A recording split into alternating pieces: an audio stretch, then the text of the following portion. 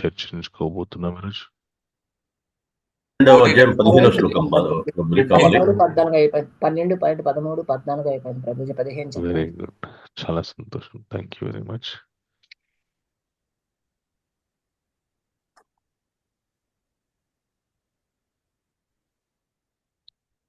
చాలా అద్భుతమైనటువంటి అధ్యాయము, భక్తి యోగము, ద్వాదశోధ్యాయము. ఓకే, సో ఈ అధ్యాయంలో మనము ఇప్పటివరకు 14 శ్లోకాలు తెలుసుకున్నాము. ఈరోజు 15వ శ్లోకం నుండి మొదలు పెట్టుకుందాం. ఓకే, నాతో పాటు అందరూ చెప్పండి. యస్మాన్నో ద్విజేత్ లోకో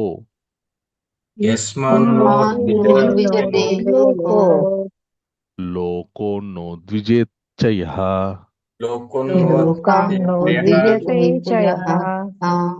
హర్షమర్షభయోద్వేగైర్ ముక్తో యః స చ మే ప్రియాః.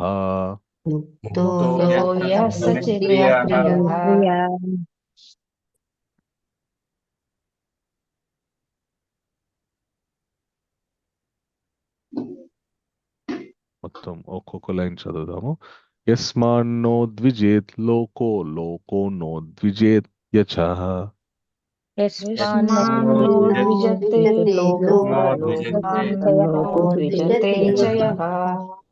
హర్షమర్షభయోద్వేగైర్ముక్తో యః స చ మే ప్రియాః.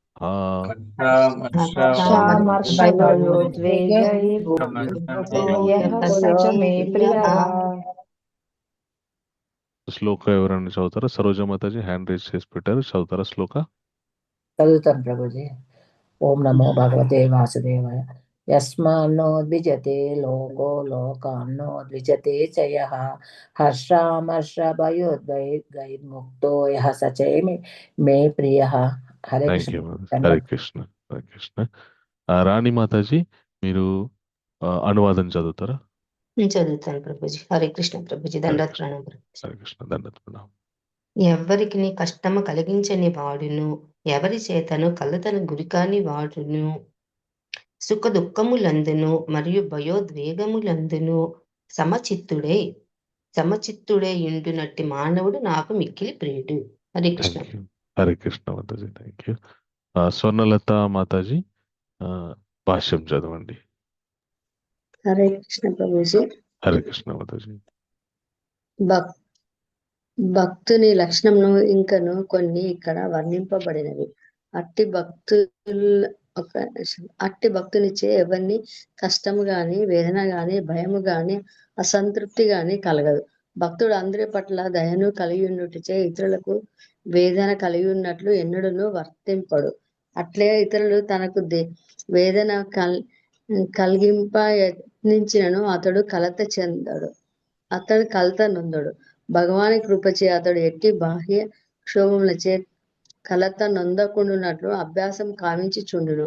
వాస్తవమునకు భక్తుడు ఎల్లప్పుడూ పూర్తిగా కృష్ణ చైతన్యం నందున భక్తియుక్త సేవ యందును నెలకొని ఇన్నుటచే అట్టి భౌతిక పరిస్థితులను అతని ఎట్టి కలతను కలిగింపజాలదు. సాధారణంగా భౌతిక భావం కలిగిన మానవుడు తన ఇంద్రియ తృప్తికి ఏదేని లభించునో అమితానందమును పొందును. ఇతరుల ఇంద్రియ తృప్తికై దేనినైనా పొంది తాను వాటిని పొంది ఉన్నప్పుడు అతడు అసూయతో శోకించును. శత్రువు నుండి దానిని సంభవించుటకు అవకాశం ఉన్నచో అతడు భయగ్రస్తుడగును. ఏదైనా ఒక కార్యమును విజయవంతంగా లేకపోయినచో విషాదమునకు గురి యగును. ఇట్టి కలతలన్నిటి అతీతుడైన భక్తుడు శ్రీకృష్ణుని పరమ ప్రియమగును. హరే కృష్ణ ప్రభుజీ. థ్యాంక్ యూ ప్రభుజీ, నాకు ఈ అవకాశం ఇచ్చినందుకు. థ్యాంక్ యూ మాతాజీ చదివినందుకు. తర్వాత శ్లోకం కూడా చదివి మనం కొద్దిసేపు ఈ శ్లోకాల గురించి మనం చర్చించుకుందాం. 12.16 నాతో పాటు అందరూ చెప్పండి. అనాపేక్ష శుచిర్దక్ష ఉదాసీనో గతావ్యతాః సర్వారంభ పరిత్యాగి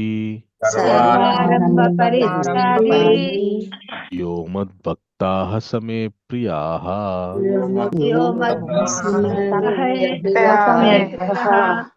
లైన్ చదువుదాము. అనాపేక్ష శుచిర్దక్ష ఉదాసీనో గతావ్యతాః అనాపేక్షః శుచిర్దక్ష ఉదాసీనో గతవ్యతః సర్వారంభ పరిత్యాగి యో మద్భక్తాః సమే ప్రియాః. సర్వారంభ పరిత్యాగి యో మద్భక్తమే ప్రియః. ప్రియః.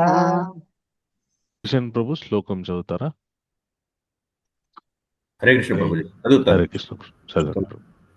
అనపేక్ష శుచిర్దక్ష ఉదాసీనో గతవ్యదః సర్వారంభ పరిత్యాగి యో మద్భక్త సమే ప్రియః. థ్యాంక్ యూ ప్రభు. కళావతి మాతాజీ అనువాదం చదవండి.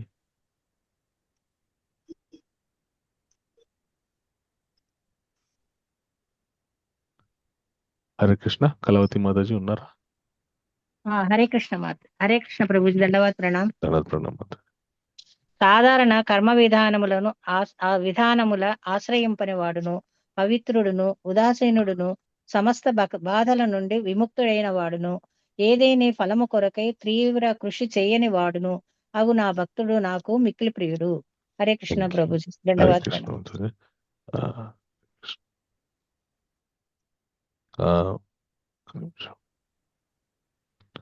పావని మాతాజీ భాష్యం చదవండి. హరే కృష్ణ ప్రభుజీ దండవత్ ప్రణామ్. హరే కృష్ణ దండవత్. భాష్యంపై శ్రీల ప్రభుపాద్కి జై. ఎవరైనాను భక్తునకు ధనమును అర్పించవచ్చును, కానీ భక్తుడు మాత్రమే దానిని సంపాదించటకు ఆరాటపడరాదు. భగవానుని కృప కారణముచే అప్రయత్నముగా ధనము లభించినచో అతడు పొంగిపోడు. సహజముగా భక్తుడు దినమునకు కనీసము 2 సార్లు స్నానం చేయుచు భక్తియుక్త సేవ కొరకు తెల్లవారుజాముననే నిద్రలేచెను. ఈ విధముగా అతడు అంతరము నుండి బాహ్యమునందును కూడా సహజముగానే శుచిని కలిగి ఉండును. జీవితపు సమస్త కర్మల సారమంతటిని పూర్తిగా ఎరిగి ఉండుట చేతను, ప్రామాణిక శాస్త్రముల యందు విశ్వాసమున గలవాడగుట చేతను భక్తుడు ఎల్లప్పుడూ సర్వసమర్థుడై ఉండును. భక్తుడు ఎప్పుడునూ ఒక ప్రత్యేక పక్షమున చేరనందున చింతారహితుడై ఉండును. అతడు సర్వోపాధుల నుండి విముక్తుడై ఉండుట చేత ఎన్నడూ బాధపడడు. అతడు తన దేహము ఒక ఉపాధి అని తెలిసి ఉన్నందున ఏదేని దేహ బాధలు కలిగినచో అతడు వాటి నుండి అతీతుడై ఉండును. అదే విధముగా భక్తి యోగ నియమములకు విరుద్ధవలసిమైనటువంటి దేని కొరకును అతడు యత్నింపడు. ఉదాహరణకు, ఒక పెద్ద భవంతిని నిర్మించుటకు గొప్ప శక్తి సామర్థ్యములు అవసరం ఉండును. అట్టి కార్యక్రమములు తన భక్తిని పెంపొందించుకొనుటకు లాభకరములు కానిచో భక్తుడైన వాడు అట్టి కార్యములను అంగీకరింపడు. కానీ భగవానునికి మందిరమును నిర్మించుటకు అతడు సిద్ధపడును. దాని కొరకు అతడు అన్ని రకములైన ఇబ్బందులను సహించును గాని తన బంధువుల కొరకు భవనము నిర్మించుటకు యత్నింపడు. హరే కృష్ణ. థ్యాంక్ యూ మాతాజీ. హరే కృష్ణ. కరోతి వాచాలం పొంగం లంగైతే గిరిం యత్కృపాతం వందే శీఘ్రం దినతారణం పరమానందమాధవం శ్రీ చైతన్య ఈశ్వరం. చాలా అద్భుతమైనటువంటి అధ్యాయం ఈ అధ్యాయము. మనకి భక్తియుత జీవితంలో భక్తి యొక్క అంశంలో భగవంతుని నామస్మరణ చేయడము, అలాగే భగవంతుని అర్చ విగ్రహానికి సేవ చేయడము, భక్తుల యొక్క సాంగత్యంలో ఉండడము, అలాగే ఒక ధామంలో దేవాలయంలో ఉంటూ భగవంతుని సేవ చేయడం, ఇదంతా భౌతికంగా మనము చేసేటటువంటి యాక్టివిటీస్ అన్నమాట. అయితే ఆంతరంగికంగా భక్తుడు అనేటువంటి వాడు ఎలా ఉండాలి, ఏ విధమైనటువంటి గుణగణాలతో ఉంటే ఆ భక్తియుత సేవలో అతడు ముందుకు వెళ్తాడు. మనం భక్తియుత జీవితంలో ముందుకు వెళ్తున్నామంటే కేవలం మనము చేసేటటువంటి మాలల యొక్క జపమాలల యొక్క సంఖ్య ద్వారా మనం ఈరోజు నేను 4 మాలలు జపం చేస్తున్నాను, రేపు 8 మాలలు చేస్తున్నాను, తర్వాత ఇంకో 2 నెలల తర్వాత 16 మాలలు చేస్తున్నాను, తర్వాత ఇలాగా మాలల సంఖ్య పెంచుకుంటూ పోవడం వల్ల భక్తియుత జీవితంలో ముందుకెళ్తున్నట్టు కాదు. ఓకే, అది మనకి శుద్ధమైనటువంటి మనసు చేస్తే అది గొప్ప, ఓకే పర్వాలేదు. కానీ అక్కడికి మాత్రమే ఆ విషయాన్ని మనం పెంచుకుంటూ వెళ్తే మాత్రమే నేను భక్తియుత జీవితంలో ముందుకెళ్తున్నానని అనేటటువంటి భ్రమలో మనం ఉండకూడదు. మనం పాటించేటటువంటి నియమాలు నేను చాలా స్ట్రిక్ట్గా, చాలా అందరికంటే చాలా చాలా మడితోటి చాలా స్ట్రిక్ట్గా ఉంటాను నేను. శుచి శుభ్రతతోటి చాలా స్ట్రిక్ట్ గా ఉండి నేను భగవంతుని ఆరాధిస్తూ ఉంటాను. ఆ ఇవన్నీ మంచి భౌతికమైనటువంటి నియమ నిబంధనలు, బయట భౌతికమైనటువంటి సాధనలు, అంటే బాహ్యమైనటువంటి భౌతిక అంటే మళ్ళీ ఆ మన భౌతిక ప్రపంచంతో పోల్చకూడదు. బాహ్యమైనటువంటి ఈ సాధనలన్నీ కూడా గొప్పవే. కానీ మన యొక్క భక్తియుత ఆ, జీవితము ఈ బాహ్యమైనటువంటి సాధనముల ద్వారానే ముందుకెళ్తుంది. మనం పరిపూర్ణత సిద్ధింపజేసుకుంటాము అంటే మాత్రం అది కొద్దిగా ఆలోచింపవలసినటువంటి విషయం అన్నమాట. ఇక్కడ భగవంతుడు ఏం చెప్తున్నాడంటే, ఒక భక్తుడి యొక్క జీవితం ఎలా ఉండాలంట అంటే, యస్మాన్ నో ద్విజేత్ లోకో లోకో నో ద్విజేత్ చయ హర్షమర్ష భయోద్వేగేర్ ముక్తోయ సచమే ప్రియ. ఎవరికిని కష్టమును కలిగించని వాడును, ఎవరి చేతనో కలతకు గురి కాని వాడును. ఓకే? ఇది చాలా ఆ గంభీరమైనటువంటి విషయం. మన యొక్క జీవితం కొనసాగుతున్నప్పుడు మన వల్ల ఎవరికి కూడా ఇబ్బంది కలగకూడదు. ఎవరికి అంటే కేవలం మనుషులకే కాదు, ఎలాంటి ప్రాణులకు కూడా ఇబ్బంది కలగకూడదు. ఓకే, అలాగా మన జీవితం కొనసాగుతూ ఉండాలి. కానీ మనుష్య జీవితము చాలా ఆశ్చర్యంగా ఉంటుంది. ఎలా అంటే మనం సుఖంగా ఉండాలి అంటే ఖచ్చితంగా ఎవరో ఒకరు ఇబ్బంది పడాల్సిందే. ఉదాహరణకి మనం ఇంట్లో చక్కగా నిద్రపోతున్నాం అనుకోండి, కొందరు నిద్ర లేకుండా మనకు కాపలా కాస్తూ ఉండాలి. అవునా? ఎస్ ప్రభుజీ. పోలీసు వాళ్ళు కానీ, మన దేశ సరిహద్దుల్లో ఉన్నటువంటి సైనికులు కానీ, వాళ్ళు నిద్రలేని రాత్రులు గడిపితే మనము మనకు సుఖంగా నిద్రించే రాత్రులు లభిస్తాయి. సో మన వల్ల మన జీవితం సుఖంగా కొనసాగాలంటే ఖచ్చితంగా ఎవరో ఒకరు ఎక్కడో ఒకరు ఇబ్బంది పడుతూనే ఉండాలి.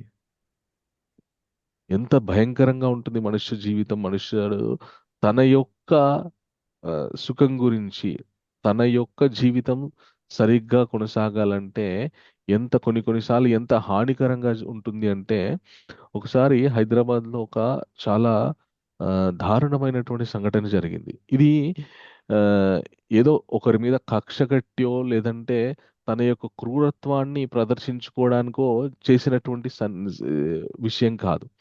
కానీ అక్కడ చాలా దారుణం జరిగింది. ఒకసారి చాలా వర్షం పడింది హైదరాబాద్ నగరంలో. ఒక ప్రాంతంలో ఒకతని ఇంటి ముందు ఆ వర్షానికి వరద నీరన్నీ ఆగిపోయాయి. ఎందుకు ఆగిపోయాయంటే, రోడ్డు మీద ఉన్నటువంటి మ్యాన్ హోల్ ఏదైతే ఉందో అది అంత చెత్తతోటి కూరుకుపోయింది. ఇతను ఏమనుకున్నాడంటే, నేను ఆ మ్యాన్ హోల్ మూత కనుక తీసేస్తే నీళ్ళని అందులోకి వెళ్ళిపోతాయి, నా ఇంటి ముందు ఉన్నటువంటి నీళ్ళన్నీ కూడా క్లియర్ అయిపోతాయి అని చెప్పేసి అతను ఏం చేశాడంటే, వెళ్ళి ఆ రోడ్డు మీద ఉన్నటువంటి మ్యాన్ హోల్ని రోడ్డు మధ్యలో ఉన్నటువంటి మ్యాన్ హోల్ మూత తీసేశాడు. తీసేయగానే ఆ నీళ్ళన్నీ వెళ్ళిపోవడం, మెల్లమెల్లగా వెళ్ళిపోవడం మొదలయ్యాయి. ఇంతలో ఏం జరిగిందంటే, అట్నుండి ఒక ఇద్దరు భార్యాభర్తలు బండి మీద వస్తున్నారు.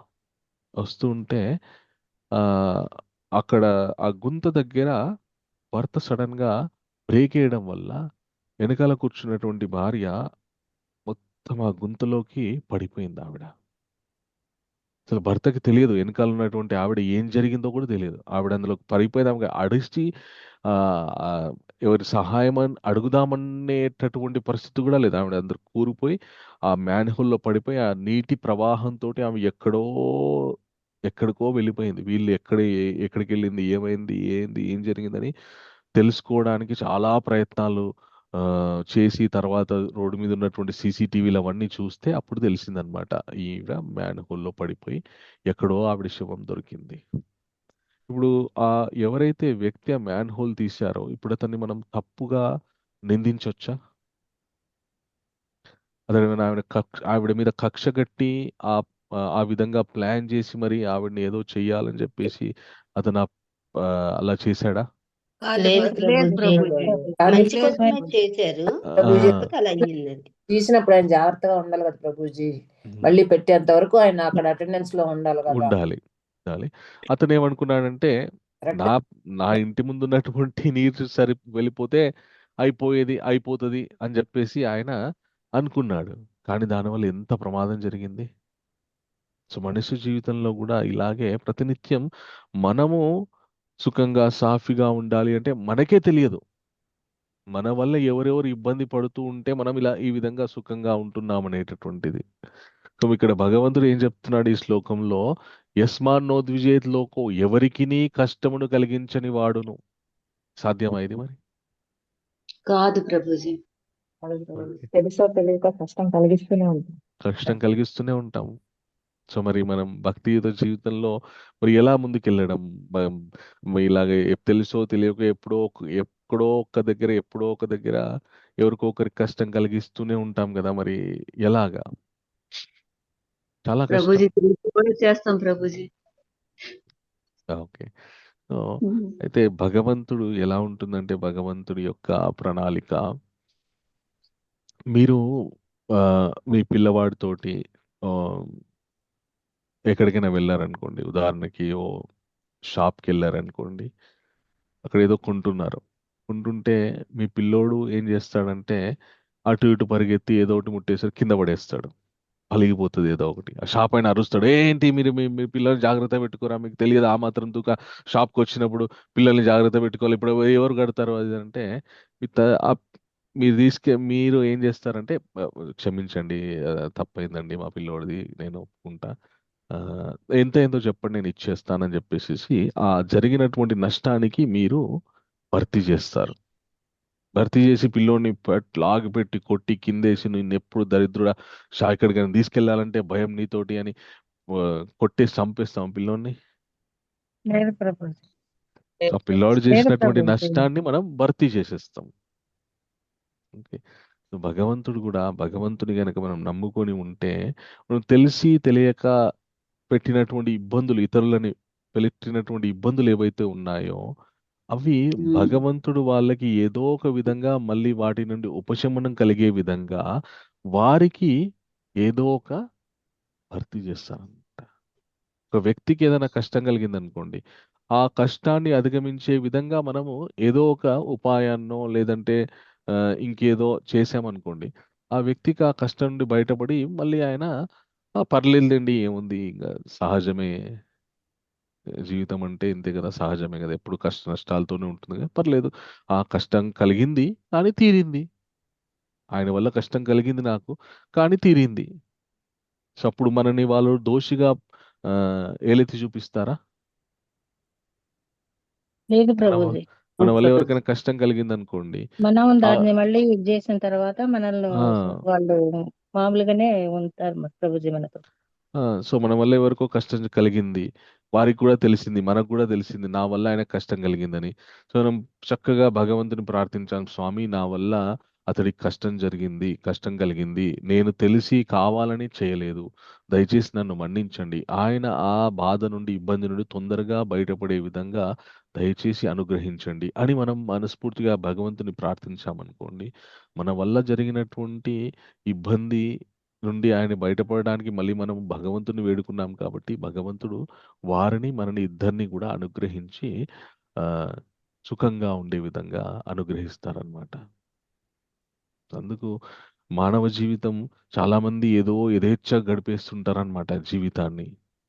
ఆ, మనం ఇవాళ రేపు చూస్తుంటే మనుషుల జీవితం ఎంత పశువుల కంటే హీనంగా జరిగిపోయింది. నేను ఒక ఆ, కొంత ఆ, కొంతకాలం క్రితము న్యూస్లో చూశాను, చాలా ధనవంతుల యొక్క బిడ్డలు చాలా ఖరీదైనటువంటి కార్లో వెళ్తున్నారనమాట, చాలా తాగేసి. ఎంత స్పీడ్గా వెళ్తున్నారంటే కంట్రోల్ లేదు. ఆ స్పీడ్కి ముందు వెళ్తున్నటువంటి భార్యాభర్తలకు గుద్దేసి ఒక ఆవిడ చనిపోయింది. వాళ్ళకి చాలా తీవ్రమైన దెబ్బలు తగిలాయి. సో తన సంతోషం కోసం ఆ, అట్లాగా ఆ, తన యొక్క ఇంద్రియ సుఖం కోసం, ఆ, తన యొక్క ఆ, మన ఇంద్రియ భోగాన్ని తనకి ఏదైతే నచ్చుతుందో ఆ విషయాన్ని అనుభవించడానికి చేసినటువంటి అకృత్యంలో ఇంకొకరు బలి కావాల్సి వచ్చింది. ఇంత దారుణంగా ఉంటుందన్నమాట. ఎవరైతే భక్తియుత జీవితంలో లేనటువంటి వాళ్ళ జీవితం ఎలా ఉంటుందంటే, వారికి ఇంకొకరికి ఇబ్బందికరంగా ఉంటుంది. ఏదో సుఖపడుతున్నాం నేను ఆ, అనుకుంటూ ఉంటారు కానీ ఆ, వారు కూడా ఏం సుఖంగా ఉండరు.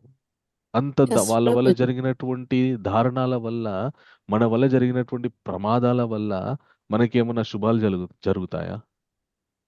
నో ప్రభుజీ. చాలా మంది నేనేం తప్పు చేయలేదు, నేనేం పాపం చేయలేదు, నాకెందుకు ఇలా జరుగుతుంది అనుకుంటూ ఉంటారు. కానీ పరోక్షంగా నా వల్ల ఎంత ఇబ్బంది జరిగిందో, ఎవరికి ఏం ఇబ్బంది జరిగిందో, ఎవరేం బాధపడాల్సి వచ్చిందో అనేటటువంటి విషయాన్ని మనం ఆలోచించము.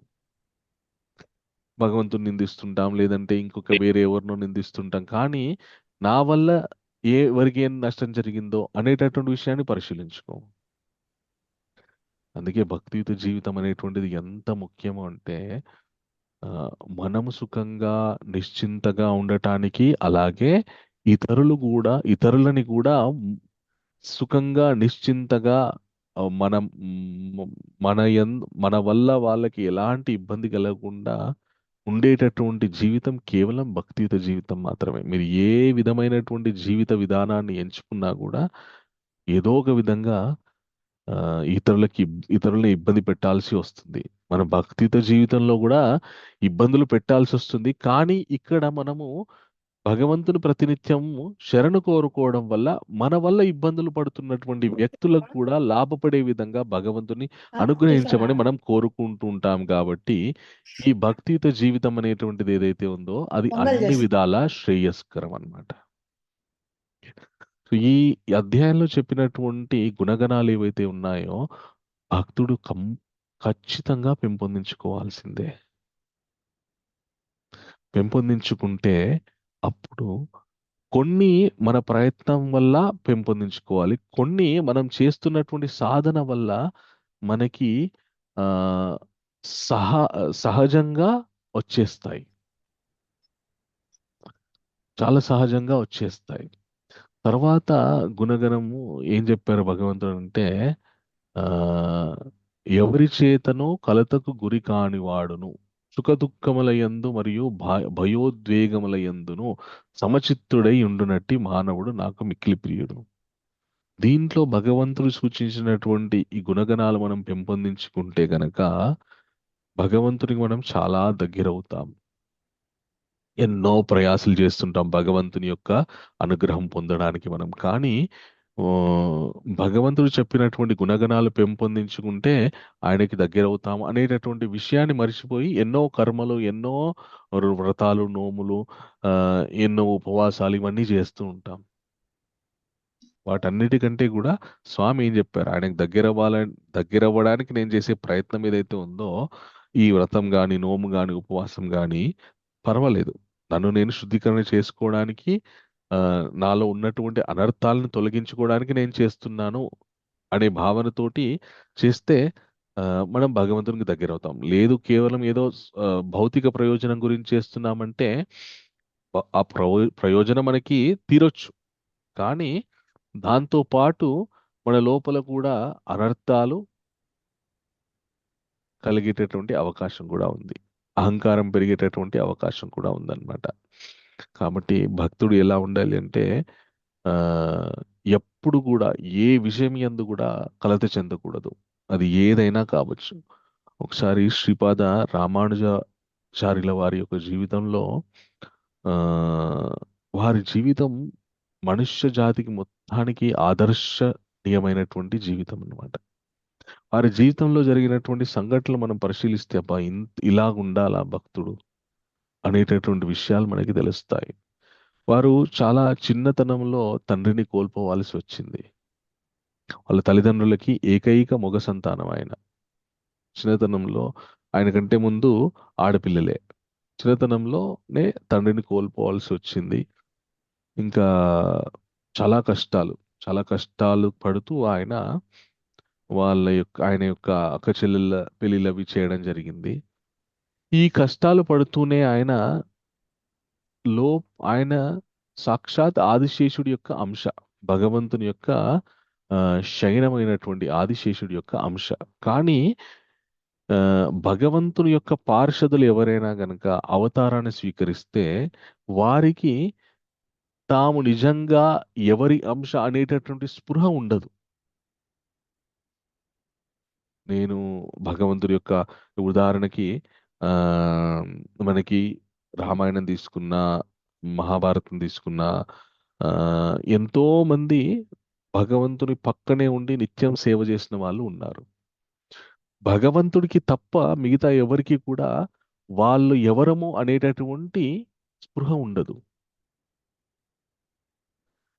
ఆ, అందుకే మన 4వ అధ్యాయంలో భగవంతుడు చెప్తాడు, ఇమాం వివస్వతి యోగం ప్రోక్తావాన్ అహమవ్యేం వివస్వాన్ మనవే ప్రాహ మృక్ష్వాకవే బ్రవిత్ అని. ఈ యొక్క జ్ఞానాన్ని నేను వివస్వానుడు మనువుకి, మనువు ఇక్ష్వాకుకి ఇలాగా పరంపరాగతంగా మొట్టమొదట నేను ఈ సూర్య భగవానుడికి చెప్పాను, ఆయన పరంపరాగతంగా ఇలా చెప్పారు అని చెప్పేసి చెప్తే అర్జునుడు అడుగుతాడనమాట, మీరు సూర్య భగవానుడికి చెప్పడం ఏంటి? ఆయన మీకంటే ముందే ఈ సమస్త సృష్టిని ఆ, ఆయన యొక్క తేజస్సుతోటి వెలిగింపజేస్తున్నారు కదా. మీరు ఆయన కంటే ముందు పుట్టడం, ఆయనకి మీరు చెప్పాలంటే మీరు ఆయన కంటే ముందు పుట్టాలి. మీరు మొన్న ఆ, ఈ మధ్య పుట్టారు కదా, ఆయనకి ఇలా చెప్పారంటే అప్పుడు భగవంతుడు చెప్తాడనమాట, బహూని మే వ్యతీతాని జన్మాని తవ చాటున తాన్యహం వేద సర్వాణి నత్వం వేద పరంతప. నువ్వు నేను చాలా జన్మలు తీసుకున్నాము. అంటే జన్మ అవసరం లేదు భగవంతుడికి, కానీ ఆయన మళ్ళీ మళ్ళీ అవతరిస్తూ ఉంటారు. నీకు గుర్తుండవు నువ్వు ఎక్కడెక్కడ ఎప్పుడెప్పుడు పుట్టావు అని. అర్జునుడు ఆ, నరనారాయణుల యొక్క ఆ, అంశ నరనారాయణులని ఇద్దరు ఋషులు ఉన్నారనమాట. ఓకే, వారిలో నరుడు అనేటటువంటి ఋషి ఎవరైతే ఉన్నారో ఆయన యొక్క అంశ అర్జునుడు. కానీ అర్జునుడికి అది గుర్తుండదు. నువ్వు నేను చాలా జన్మలు తీసుకున్నాం, కానీ నాకు అన్ని గుర్తుంటాయి, నీకు గుర్తుండవు, నువ్వు మనుష్యుడివి కాబట్టి. అలాగా భగవంతుడికి ఆయన లోకంలో ఉన్నటువంటి పార్షదులు ఎవరైతే ఉన్నారో నిత్యం ఆయనకు సేవ చేస్తూ, వారు ఎప్పుడెప్పుడైతే భగవద్ భక్తికి లోటు జరుగుతుందో ఈ భూప్రపంచంలో, అప్పుడప్పుడు వారు మళ్ళీ అవతరించి తమ యొక్క స్వామిని అందరూ భక్తి చేయాలి, తమ యొక్క స్వామిని అందరూ కూడా తమ యొక్క స్వామికి దాసులవ్వాలి అనే ఉద్దేశంతో, దాసుల్ని చెయ్యాలి అనే ఉద్దేశంతో వారు కష్టతరమైనప్పటికీ కూడా మనుష్య జన్మ ఎత్తి ఆ ప్రయోజనాన్ని సాధించడానికి వాళ్ళు జన్మ ఎత్తుతూ ఉంటారన్నమాట. అలాగ జన్మ ఎత్తినప్పుడు వారికి ఆ గత జన్మ యొక్క స్పృహ ఉండదు. ఈ భూప్రపంచంలో అవతరించిన తర్వాత కేవలం భగవంతుడికి మాత్రమే స్పృహ ఉంటుంది. ఎందుకంటే ఆయన భగవంతుడు కాబట్టి, ఆయన యొక్క ప్రణాళిక ప్రకారమే అంతా జరుగుతుంది కాబట్టి. ఈ రామానుజుల వారు ఆదిశేషుల యొక్క అంశ అయినప్పటికీ కూడా సాధారణమైనటువంటి మనుషులు ఏ విధంగా కష్టాలు పడాలో ఆ విధంగా ఆయన కష్టాలు పడుతున్నప్పటికీ కూడా ఆయనకి ప్రతినిత్యం కూడా బ్రహ్మ జిజ్ఞాస ఉండేదన్నమాట. బ్రహ్మ జిజ్ఞాస అంటే ఇప్పుడు మీరందరూ కూడా ఈ భగవంతుడు, భగవద్ జ్ఞానము అనేటటువంటిది ఏదో అద్భుతమైనటువంటి విషయం, మానవ జన్మ తరింపజేసుకోవడానికి ఇది ఎంతో అవసరము, ఇది నేను తెలుసుకోవాలి అనేటటువంటి కుతూహలంతో ఇక్కడ సమావేశమయ్యారు. ఈ కుతూహలం ఏదైతే ఉందో దీన్ని బ్రహ్మ జిజ్ఞాస అంటారనమాట. అంటే బ్రహ్మము అంటే భగవంతుడి యొక్క అవ్యక్తమైనటువంటి తేజస్సు. ఓకే, సో అలాగే భగవంతుడు, ఆయన తేజస్సుకి ఆయనకి భిన్నం, వేరు కాదు కాబట్టి. సో ఆ భగవంతుడి గురించి తెలుసుకోవాలి అనేటటువంటి కుతూహలంతో ఎవరైతే ఉంటారో, నేనెవరు, నాకు భగవంతుడికి సంబంధం ఏంటి అనేటటువంటి విషయాల్ని తెలుసుకోవడానికి ప్రశ్నిస్తూ ఉంటారో వారికి బ్రహ్మ జిజ్ఞాస ఉంది అని మనము చెప్పవచ్చు. ఇలాగా రామానుజుల వారికి కూడా ప్రతినిత్యం బ్రహ్మ జిజ్ఞాస ఉండేది. మనకు ఉన్నటువంటి సంశయాలు ఏవైతే ఉన్నాయో, ఆధ్యాత్మిక పరమైనటువంటి సంశయాలు, ఇవన్నీ తీర్చుకోవాలి అంటే ఏం చేయాలి? 4వ అధ్యాయంలో భగవంతుడు చెప్పారు. ఎవరైనా చెప్పండి మంచి ఆ శ్లోకం గురించి. మనకున్నటువంటి ఆధ్యాత్మిక సంశయాలు మనం నివృత్తి చేసుకోవాలి అంటే ఏం చెయ్యాలో భగవంతుడు 4వ అధ్యాయంలో చెప్పారు. ప్రయత్నించండి ఎవరైనా చెప్పడానికి. గురువుని గురువు గారిని ఆశ్రయించి అడగాలి వినయంతో గురువు గారిని వినయంతో చెప్పండి. పరిప్రశ్న నమస్కరించి చేయాలి. శ్లోకం చెప్పండి. విద్యా వినయ తద్విద్ది సంపన్నే ప్రణిపాతేన తద్విద్ది ప్రణిపాతేన పాత్రేణ Very good. పరిప్రశ్న సేవయా ఉపదేశం జ్ఞానిన Excellent. సంతినః. ఎక్సలెంట్, చాలా సంతోషం. ఎవరైతే శ్లోకం చెప్పారో అద్భుతం. ఇదండి కావాల్సింది భగవంతుడికి. మనకి ఇంట్రెస్ట్ ఉంటేనే ఏదైనా విషయం మనకి గుర్తుంటుంది. మీ అందరికీ ఈ జ్ఞానం తెలుసుకోవాలి, నేర్చుకోవాలి ఇంట్రెస్ట్ ఉంది కాబట్టి నేను అడగగానే మీరు చెప్పగలిగారు. సో మనకున్నటువంటి ఆధ్యాత్మిక సంశయాలు నివృత్తి చేసుకోవాలంటే ఒక గురువుని ఆశ్రయించాలి, ఆయన దగ్గర శుశ్రూష చెయ్యాలి, చేసి ఆ మనము వారికి వారిని వినమ్రపూర్వకంగా ప్రశ్నలు అడిగి తెలుసుకోవాలన్నమాట. అంటే శ్లోకం గుర్తులేని వాళ్ళకి ఇంట్రెస్ట్ లేదని కాదు, దయచేసి అలా అర్థం చేసుకో. శ్లోకం గుర్తున్న వాళ్ళు, శ్లోకం చెప్పిన వాళ్ళు, అలాగే శ్లోకం కాకుండా అర్థం చెప్పినటువంటి వాళ్ళు కూడా ఉత్తములే, అద్భుతమే.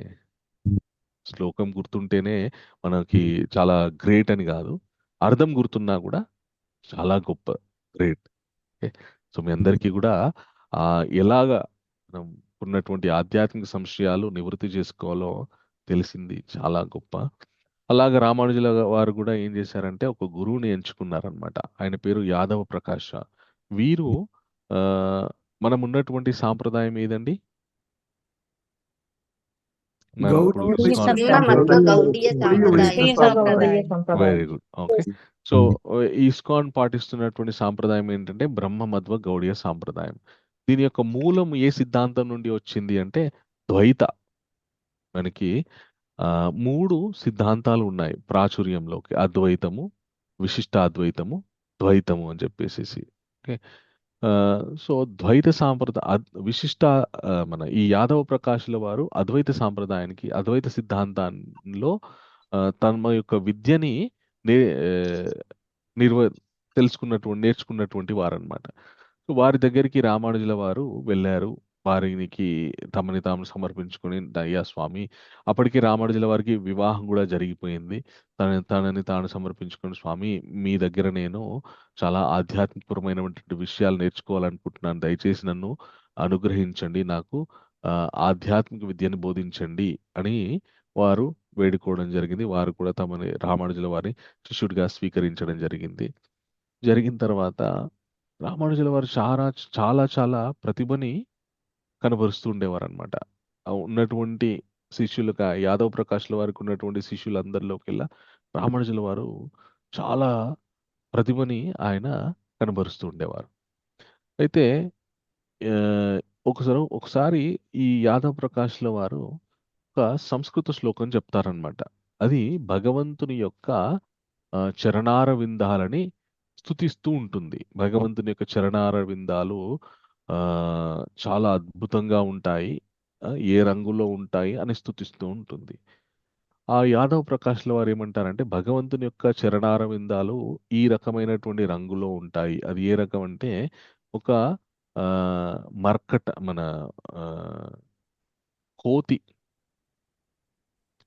కోతి యొక్క వెనక భాగం ఏదైతే ఉందో ఎర్రగా ఉంటుందన్నమాట.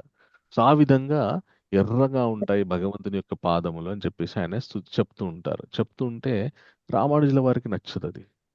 అదేంటి, బ్రహ్మాండాల్ని పాలించే నాయకుడి యొక్క చరణార విందాలని అంత తక్కువ స్థాయి ఉపమానంతో స్తుతించాలా? ఇంకా మంచి ఉపమానాలతో ఎందుకు స్తుతించకూడదు అని చెప్పేసి ఆయన దానికి ఆ విషయం ఎప్పుడైతే యాదవ్ ప్రకాష్ వారు చెప్తారో అప్పుడు ఆయన కొద్దిగా అంత దాన్ని స్వీకరించినట్టు కనపడదు. అప్పుడు యాదవ్ ప్రకాష్ అడుగుతారనమాట, ఏడుస్తారు రామానుజుల వారు. ఏడుస్తే ఎందుకు ఏడుస్తున్నా, ఏం జరిగింది అంటే, మీరు అంత తక్కువ ఉపమానంతో భగవంతుని యొక్క చరణార విందాలని స్తుతించడము, పోల్చడం నాకు నచ్చలేదండి అని చెప్తాడంటే, అప్పుడు నచ్చలేదంటే అంటే నీకు అంతకంటే గొప్ప మంచి ఉపమానంతో నువ్వు స్తుతించగలవా, చెప్పగలవా, చెప్పు చూద్దాం అని చెప్పేసి అంటారు. అనగానే రామానుజుల వారు ఏమంటారంటే భగవంతుని యొక్క చరణార విందాలు తామర పువ్వులకు ఉండేటటువంటి ఆ రంగు ఏదైతే ఉందో, ఎరుపు తెలుపు మిక్స్ అయిపోయి ఉండేటటువంటి రంగు ఏదైతే ఉందో వాటితో కూడా మనము పోల్చవచ్చు కదా. అవి కూడా ఎరుపు రంగులోనే ఉంటాయి కదా, వాటితో ఎందుకు పోల్చకూడదు, చక్కటి ఉపమానం కదా అని ఆయన సంస్కృతంలో చెప్తారు. చెప్పగానే శిష్యులందరూ కూడా చాలా బాగా చెప్పారు రామానుజ, చాలా బాగా చెప్పారు రామానుజ అని అంటారు. అనగానే గురువు గారికి నచ్చదు ఈ విషయం. గురువు గారు చాలా ఇబ్బంది పడతారు. ఎందుకంటే తనకంటే శిష్యుడు చక్కగా చెప్పాడు కాబట్టి. ఇక అలాగా గురువు గారికి ఈ యాదవ ప్రకాష్లకి రామానుజుల వారి యొక్క ప్రతిభ మీద చాలా చాలా ఆ, ఆయన నిరుత్సాహంగా ఉండేవారనమాట రామానుజుల వారి యొక్క ప్రతిభను చూసి. ఎందుకంటే నాకంటే వీడు ఎక్కడ ముందుకు వెళ్ళిపోతాడు అని చెప్పేసి. అలాగా వాళ్ళ ఊరిలో ఉన్నటువంటి ఇదంతా ఈ రామానుజుల వారు యాదవ్ ప్రకాష్ల వారు ఎక్కడ ఉండేవారంటే కాంచీపురంలో ఉండేవారు. ఆ కాంచీపురానికి దగ్గరలో ఉన్న ఆ పరిపాలిస్తున్నటువంటి రాజుగారి యొక్క కుమార్తెకి ఒకసారి బ్రహ్మరాక్షసి పడుతుంది. ఆ బ్రహ్మరాక్షసి పట్టినప్పుడు ఎంతో మంది వెళ్ళి నయం చేస్తామని వెళ్తారు, కానీ ఎవరు నయం చేయలేరు. ఈ యాదవ్ ప్రకాష్లను పిలిపిస్తారు. పిలిపిస్తే ఆయన నేను వెళ్తాను, నాకెంత పని చిటికలో నేను ఈ బ్రహ్మరాక్షసిని ఆ ఆ, మన పంపించేయగలనని చెప్పేసి ఆయన అంటారు. కానీ ఆయన ఏదో మంత్రాలు చదువుతారు, చదివితే కూడా ఆ బ్రహ్మరాక్షసి తిరిగి ఈ యాదవ్ ప్రకాష్ తోని అంటుందన్నమాట. ఏమని అంటే, నీ వల్ల కాదు పోనాడు అంటుందన్నమాట. ఆయన ఆశ్చర్యపోతాడు. ఏ ఎవరు నువ్వు, నా వల్ల ఎందుకు కాదంటే, నీకంత శక్తి లేదు, నువ్వేంటో నీ పూర్వజన్మ ఏంటో నాకు తెలుసు, నీ వల్ల కాదు నన్ను పంపించడము అంటుందన్నమాట బ్రహ్మరాక్షసి, ఆ రాజుగారి కుమార్తెలో ఉన్నటువంటి బ్రహ్మరాక్షసి. అప్పుడు ఈ యాదవ్ ప్రకాష్ అడుగుతారు, మరి ఎవరి వల్ల అవుతుందంటే, నీ శిష్యుడు వల్ల అవుతుంది అంటాడు. నా శిష్యుడా? నీ శిష్యుడు రామానుజులను తీసుకురా, అతని వల్ల మాత్రమే అవుతుంది నన్ను పంపించడము, నన్ను ఉద్ధరించడం అని ఆ రాజుగారి కూతుర్లో ఉన్నటువంటి బ్రహ్మరాక్షసి మాట్లాడుతుంది. మాట్లాడగానే అందరూ వింటారు. వెంటనే రాజుగారు కూడా ఆ రామానుజులను పిలిపించండి అంటారు. అనగానే రామానుజుల వారు, ఈయనకి ఇష్టం ఉండదు, నేను చేయలేని పని నా శిష్యుడు చేస్తాడా, ఇప్పుడు వాడిని అందరూ ఆ, గొప్పగా భావిస్తారు, వాడిని అందరూ ప్రశంసిస్తూ ఉంటారు, నన్ను తక్కువ చేస్తారు, చులకన చేసేస్తారని ఆయనకి బెంగ. ఈ రామానుజుల వారు ఏం చేస్తారంటే, వచ్చి చక్కగా గురువుగారి పాదాలకి నమస్కరించి వెళ్ళి ఆ ఆ బ్రహ్మరాక్షసి ముందు నిల్చుంటారు. నిల్చోగానే నీ పాదం తీసి నా నెత్తి మీద పెట్టు అంటుంది. అనగానే ఆయన పాదం తీసి ఆ ఆ అమ్మాయి నెత్తి మీద పెడతాడు. పెట్టగానే ఆ బ్రహ్మరాక్షసి ఆ శరీరాన్ని వదిలి వెళ్ళిపోతుంది. ఆ బ్రహ్మరాక్షసి కూడా విలపిస్తుంది. ఆ అమ్మాయి మళ్ళీ మామూలు మనిషిలాగా అయిపోతుంది. మామూలు వాళ్ళలాగా అయిపోతుంది. అందరూ కూడా రామానుజుల వారిని జయ రామానుజ జయ రామానుజ అని అందరూ కీర్తిస్తుంటారు. అందరూ ఏమంటుంటారంటే, పుండు మీద కారం జల్లినట్టు ఈ యాదవ్ ప్రకాష్ దగ్గరికి వచ్చి, నువ్వెంత అదృష్టవంతుడు యాదవ్ ప్రకాష్, ఇంత గొప్ప శిష్యుడు నీకు లభించాడని చెప్పేసి అంటుంటారనమాట. ఒక శిష్యుణ్ణి, నీకు ఇంత గొప్ప గురువు దగ్గర నువ్వు ఉన్నావని అంటే, గురువు గారికి చాలా ఆయన్ని ప్రశంసించినట్టు అవుతుంది. ఇక్కడ రామానుజులు దొరకడం మీ అదృష్టం అని యాదవ్ ప్రకాష్ అనేసరికి ఆయనకి ఇంకా మండింది అనమాట. ఇప్పుడు ఆయన ఈ విషయాన్ని తట్టుకోలేక ఆయన ఏం చేశారంటే, ఎలాగైనా సరే వీని ఇట్లే వదిలేస్తే నాకంటే గొప్పవాడిగా కీర్తింపబడతాడు, కాబట్టి వీన్ని వదలకూడదు అని చెప్పేసి యాదవ్ ప్రకాష్ ఏం చేశారంటే, రామానుజులని చంపేయాలని చెప్పేసి ఒక ప్రణాళిక వేశారు. ఏం ప్రణాళిక అంటే, మనమందరం కూడా శిష్యులందరికీ చెప్పాడు, మనమందరం కూడా ఆ కాశీ యాత్రకు వెళ్తున్నాం, వారణాసి యాత్రకు వెళ్తున్నాం, మీ బట్టలు సర్దుకొని వచ్చేయండి, మనము వారణాసి యాత్రకు వెళ్దామని చెప్పేసి చెప్పగానే అందరూ కూడా బట్టలు సర్దుకొని వచ్చేసారు. వచ్చిన తర్వాత ఈ యాదవ్ ప్రకాష్లకి ముఖ్యమైనటువంటి కొందరు కొందరు శిష్యులు ఉంటారు కదా, వాళ్ళకి ప్రణాళిక చెప్పాడనమాట. ఏంటి అంటే, మనం అందరం కూడా అడవిలో వెళ్దాం, వెళ్ళిన తర్వాత ఏదో ఒక నిర్మానుష్యమైనటువంటి ప్రాంతంలో ఈ రామానుజులని మనము ఆ, చంపేద్దాం అనేటటువంటి ప్రణాళిక కొందరికి ఆంతరింగ శిష్యులు, చాలా ఆయనకి దగ్గరగా ఉండే శిష్యులకు చెప్పాడు. చెప్పగానే ఈ యాదవ్ ప్రకాశ శిష్యుల్లో రామానుజుల వారి పినతల్లి యొక్క ఆ, కొడుకు కూడా ఉన్నాడు. అంటే వరుసకి రామానుజుల వారికి తమ్ముడు అవుతాడు. ఆయన పేరు గోవిందుడు. ఈయనకు తెలుస్తుంది గోవిందుడికి, గురువు గారు మా అన్నగారిని చంపడానికి ప్రణాళిక వేశారని చెప్పేసి. ఇలాగే ఇప్పుడు ఎట్లా చెప్పాలి అని చెప్పేసి ఆయన అనుకుంటూ ఉంటాడు. వీళ్ళందరూ కూడా వెళ్తారు. చాలా నిర్మానుష్యమైనటువంటి ప్రాంతానికి వెళ్తారు. అరణ్యంలో కాలినడకన ప్రయాణం చేస్తూ ఉంటారనమాట. యాదవ్ ప్రకాశ్ వెతుకుతూ ఉంటాడు మంచి స్పాట్ గురించి, ఎక్కడ రామానుజుల్ని నేను చంపేయాలి అనేటటువంటి మంచి ప్రదేశం గురించి వెతుకుతుంటాడు. వాళ్ళు అనుకున్నట్టే ఒక ప్రదేశంలో ఆ ఒక చిన్న తటాకం తోటి చాలా గుంపుగా ఉన్నటువంటి చెట్లతోటి ఉంటుంది. ఇంకా ఆయన నిశ్చయించుకుంటాడు, ఇదేదో బాగుంది ఈ ప్రదేశము ఆ, అని చెప్పేసి ఇక్కడ చంపేస్తే అయిపోతుంది. చంపేసేసి ఎక్కడో పడేసేస్తే ఏదో జంతువులొచ్చి లాక్కెళ్ళిపోయాయని చెప్పేసి మనం అందరిని నమ్మించొచ్చని ఆయన అనుకుంటాడు. అనుకోని ఇంకా ఇక్కడ ఆగుదామని శిష్యులకు చెప్తాడు. ఈరోజు సాయంకాలం మనం ఇక్కడే బస చేద్దాం. మళ్ళీ రేపు పొద్దున ప్రయాణం చేద్దామని చెప్పేసి అనుకుంటారనమాట. అనుకోని ఆ ప్రదేశంలో బస చేస్తారు. చేసిన తర్వాత ఈ గోవింద ఎవరైతే ఉన్నారో ఆయన రామానుజులకు చెప్తారనమాట. అన్నయ్య అన్నయ్య పక్కకి తీసుకెళ్ళి అన్నయ్య అన్నయ్య మిమ్మల్ని గురువుగారు చంపేద్దామని అనుకుంటున్నారు.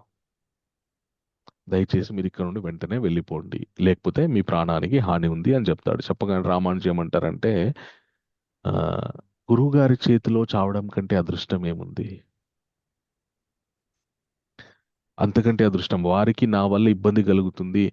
నేను శరీరంతో లేకపోతే వారు సంతోషంగా ఉంటారంటే అది నాకు మహద్భాగ్యంగా నేను భావిస్తాను. కాబట్టి నేను ఎలాంటి కలత చెందను. వారు సంహరించాలనుకుని చంపేసుకొని నా అదృష్టంగా భావిస్తానని ఈయన అంటాడనమాట. అనగానే వాళ్ళ తమ్ముడికి ఈయనకి ఎట్లా చెప్పాలి?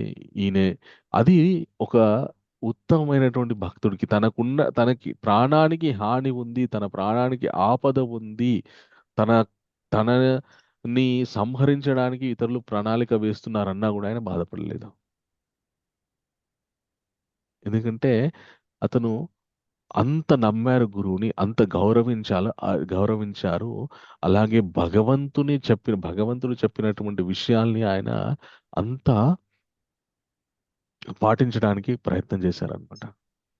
సో గురువుకి ఏ విధంగా తమని తాము గురువుకి సమర్పించుకున్నామంటే, ఒక గురువు మన జీవితంలో దొరికాడంటే మనకి ఇంకొక జన్మ లభించినట్టే. మనుషుడికి 2 జన్మలుంటాయి. ఒకటి పుట్టుకతోటి జన్మ, తర్వాత ఇంకొకటి ఉపనయనం. ఎప్పుడైతే వడుగు చేస్తారో ఒక మనుష్యుడికి ఉపనయన సంస్కారం అవుతుందో అప్పుడు మళ్ళీ ఇంకో జన్మ అంటారనమాట. ఎందుకు అంటే ఆ ఉపనయనం ఒక గురువు ఆ పిల్లోడికి ఉపనయనం చేస్తూ గాయత్రి ఉపదేశం చేస్తారనమాట. అంటే ఇంకా ఆధ్యాత్మిక సాధన చేయడానికి ఒక మంత్రోపదేశం చేస్తాడనమాట. అలాగా అప్పుడు ఆ వ్యక్తికి గురువు లభించినట్టు. అంటే మామూలు జన్మ జరిగింది, కానీ ఇప్పుడు కొత్త జీవితంలోకి ఆయన ప్రవేశిస్తున్నాడు ఒక గురువు వల్ల. కాబట్టి అది ఏంటంటే ఉపనయన సంస్కారం ద్వారా మంత్రోపదేశం పొందడం వల్ల అది ఇంకొక జన్మ దొరికింది ఆయనకి. ఈ జన్మ నుండి ఉద్ధరింపబడి ఇంకొక జన్మలోకి ఆయన ప్రవేశించాడు అని మనకి శాస్త్రాల్లో చెప్తారనమాట. అలా గురువు దొరకడం అంటే సామాన్యమైనటువంటి విషయం కాదు. ఇంకా ఎప్పుడైతే మనుష్యుడు యొక్క జీవితము ఉద్ధరణ దారిలోకి ప్రయాణింపవలసినటువంటి సమయం ఆసన్నమైందో అప్పుడే ఆ మనుష్యుడికి స్త్రీ కావచ్చు, పురుషుడు కావచ్చు, పిల్లవాడు కావచ్చు, పెద్దవాడు కావచ్చు, యువకుడు కావచ్చు, ముసలివాడు కావచ్చు, ఎవరైనా ఏ స్థితిలో ఏ వయసులో ఉన్నప్పటికీ కూడా ఎప్పుడైతే ఆధ్యాత్మిక పదంలో వాళ్ళని నడిపించడానికి వారు ఒక గురువుని ఎంచుకుంటారో, ఒక గురువు వారికి బోధనలు వింటూ ఉంటారో అప్పుడు ఇంకొక జన్మ లభించినట్టే. ఇలాగా రామానుజుల కి గురువు అయినటువంటి యాదవ ప్రకాశులు అంత నా గురువు అని చెప్పేసి వారు చంపినా పర్వాలేదనే భావనతోటి ఉన్నారు. అయితే వీళ్ళ తమ్ముడు ఎలాగైనా ఇతన్ని కాపాడుకోవాలని చెప్పి ఆయన ఏమంటారంటే, సరేన్య మీరు అనుకుంటున్నారు కదా గురువు గారి చేతిలో చావడం చాలా గొప్ప విషయం అని చెప్పేసి, అయితే ఇప్పుడు మీకు అదృష్టం అని మీరు భావిస్తున్నారు. మీరు తెలిసి మీ గురువుని దురదృష్టవంతుని చేస్తారా, పాపాత్ముని చేస్తారా అంటే, నేను ఎందుకు గురువుని పాపాత్ముని చేస్తున్నాను అంటే, ఇప్పుడు నువ్వు బ్రాహ్మణుడివి, నువ్వు మంచి వ్యక్తివి, భగవద్భక్తుడివి, ఉత్తమ భక్తుడివి. నిన్ను చంపితే అతనికి పాపం రాదా? అతని నరకాల పాలవ్వడా? సో నువ్వు చూస్తూ నీ గురువు చేతిలో చనిపోయి నువ్వు అదృష్టవంతుడు అయ్యి నీ గురువుని దురదృష్టవంతుని చేసి నరకానికి పంపిస్తావా నువ్వు అంటే? అప్పుడు రామానుజుల వారు అవును కరెక్టే, గురువుగారికి ఎలాంటి ఆపద రాకూడదు మన వల్ల, గురువుగారు చాలా ఉత్తమ గతులు పొందాలి అని చెప్పేసి అంటారనమాట. అంటే ఇప్పుడు మనం ఏం చేయాలని రామానుజులు అడుగుతారు. నువ్వు వెంటనే ఇక్కడ ఉండి వెళ్ళిపో అంటారు. అనగానే రామానుజుల వారు మెల్లగా జారుకుంటారు అక్కడిని, ఆ ప్రదేశం నుండి. ఆ తర్వాత యాదవ్ ప్రకాష్ల వారు వాళ్ళంతా పిల్లలు లేచి చూసి రామానుజం గురించి వెతుకుతూ ఉంటే కనపడకపోయేసరికి యాదవ్ ప్రకాష్ ఏమంటారంటే ఎక్కడికో వెళ్ళిపోయి ఉంటాడులే, మళ్ళీ ఎక్కడో కలుస్తాలే అని చెప్పేసి ఇంకా ఆయనకి సంతోషమే. ఆయన చేతులకు మట్టి అంటకుండా పని జరిగిపోయింది, ఏ మృగం వచ్చి లాక్కెళ్ళిపోయిందో అని చెప్పేసి మనం పదండి మళ్ళీ ఆ అదృష్టం ఉంటే మళ్ళీ కలుస్తాడని చెప్పేసి, లేదంటే భయపడి ఇంటికి పారిపోయాడో అని చెప్తాడనమాట. అంటే ఆయన లోపల తెలుసు ఏదో మృగం వచ్చిందని చంపేసి తీసుకెళ్ళిపోయింది అని తెలుసు ఆయనకి. ఇంత అడవిలో మళ్ళీ వెనక్కి వెళ్ళడం కానీ ముందుకెళ్ళడం కానీ ఒంటరిగా వెళ్ళడం చాలా కష్టం. కాబట్టి ఆ, ఏదో ఒక విధంగా నా చేతులకు మట్టి అంటకుండా పని జరిగిపోయిందని ఆయన సంతోషపడతారు. ఈ రామానుజుల వారు ఆ రాత్రిపూట నడుచుకుంటూ వెళ్తారు. వీళ్ళంతా ఎక్కడ ఉంటారంటే వారణాసి నగరానికి ఇంకా కొద్ది దూరం అయితే ఇంకా వారణాసి నగరం వస్తుంది అనేటటువంటి ప్రదేశంలో ఉంటారు. ఈ రామానుజుల వారు వెళ్తూ ఉంటారు. ఒక చోట ఒక చెట్టు కింద ఆగిపోతారు.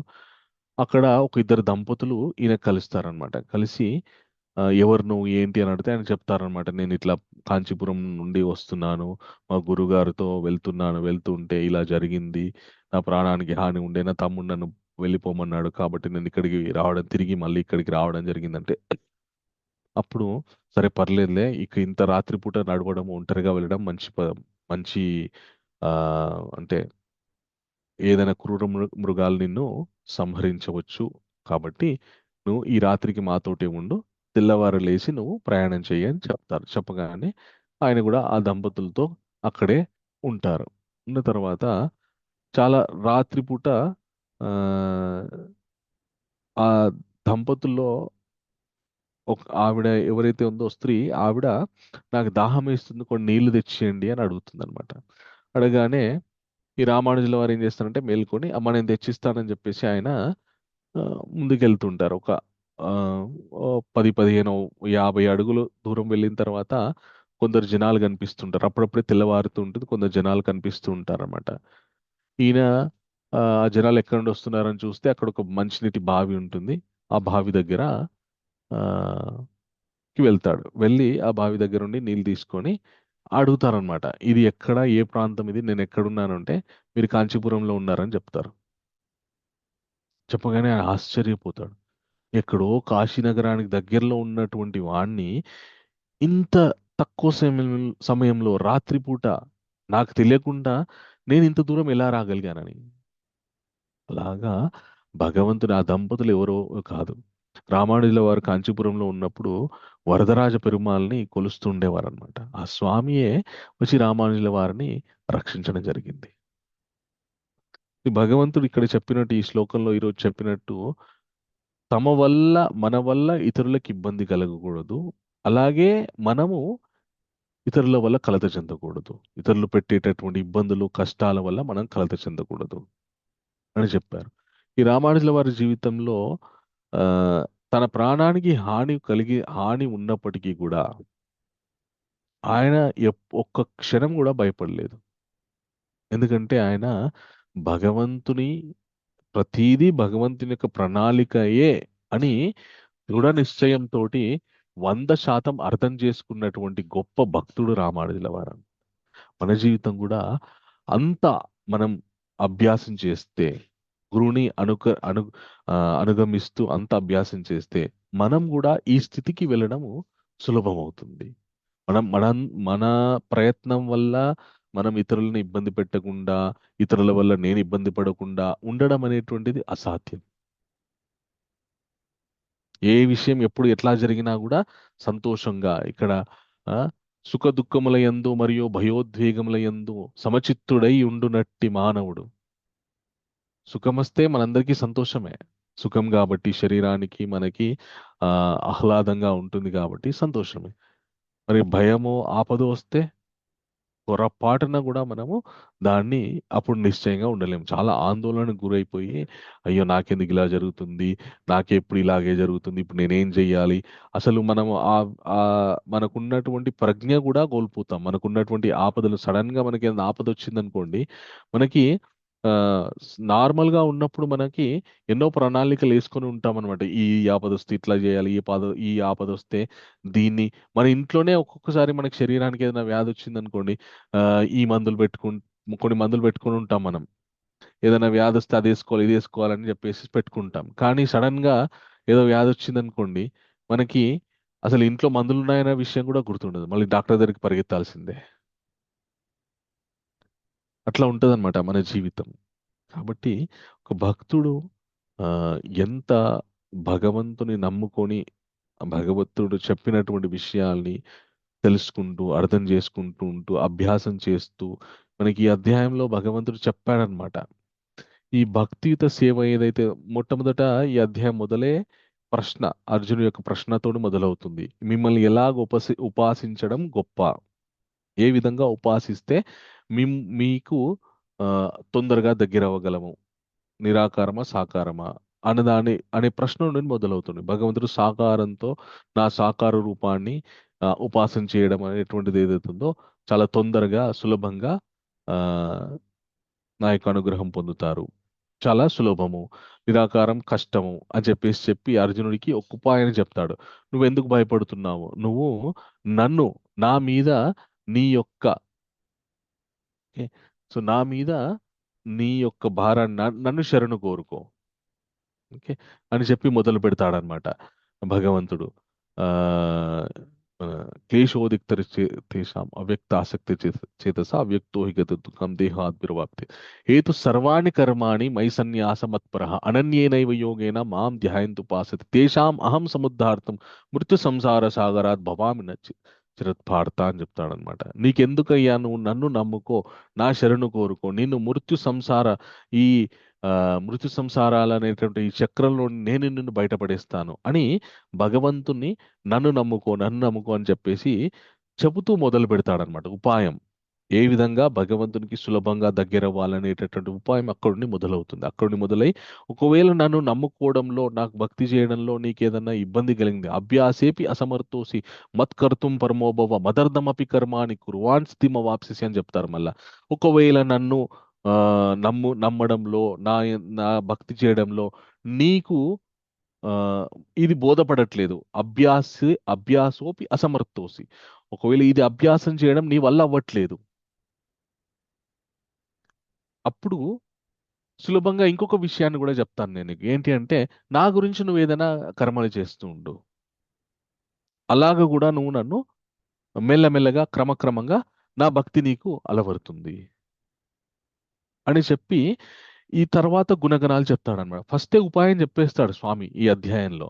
ఇవన్నీ ఇప్పుడు మనం మాట్లాడుకుంటున్నటువంటి విషయాలు ఏవైతే ఉన్నాయో, ఇతరులని మన వల్ల ఇబ్బంది పడకూడదు, నేను ఇతరుల వల్ల కలత చెందకుండా, సుఖంలో కానీ దుఃఖంలో కానీ భయంలో కానీ ఆపదల్లో కానీ సంతుష్టిగా ఉండటము, ఆ, ఇదేదైతే ఉందో మన చేతుల్లో లేదు. భక్తియుత జీవితంలో లేనటువంటి వ్యక్తికి చెప్పండి, మీకు ఏమైనా పిచ్చి పట్టిందా అంటాడు అనమాట. అదేంటండి, ఎవరి వల్లనన్నా మీకు ఆపద కలిగితే ఖచ్చితంగా మీరు నిరోధించి వాళ్ళని, మీ శత్రువు వాళ్ళని ఖచ్చితంగా మీరు ఏదో ఒక విధంగా అడ్డుకొని వారిని నిర్జించాల్సిందే, అవసరమైతే చంపేయాల్సిందే అని చెప్పేసి చెప్తారనమాట. కానీ భక్తుడు మాత్రం భగవంతుని యొక్క ప్రణాళిక, చూద్దాం ఏం జరుగుతుందో అని చెప్పేసి అతను వేచి చూస్తాడనమాట. భయపడడు, నా స్వామి నాకున్నాడనే ధైర్యంతో తనని తాను ఎదుటి వ్యక్తికి ఆపద కలగకుండా రక్షించుకుంటాడు. ఎలాగైతే రామానుజుల వారు అక్కడ ఆయనకి ధైర్యం ఉంది,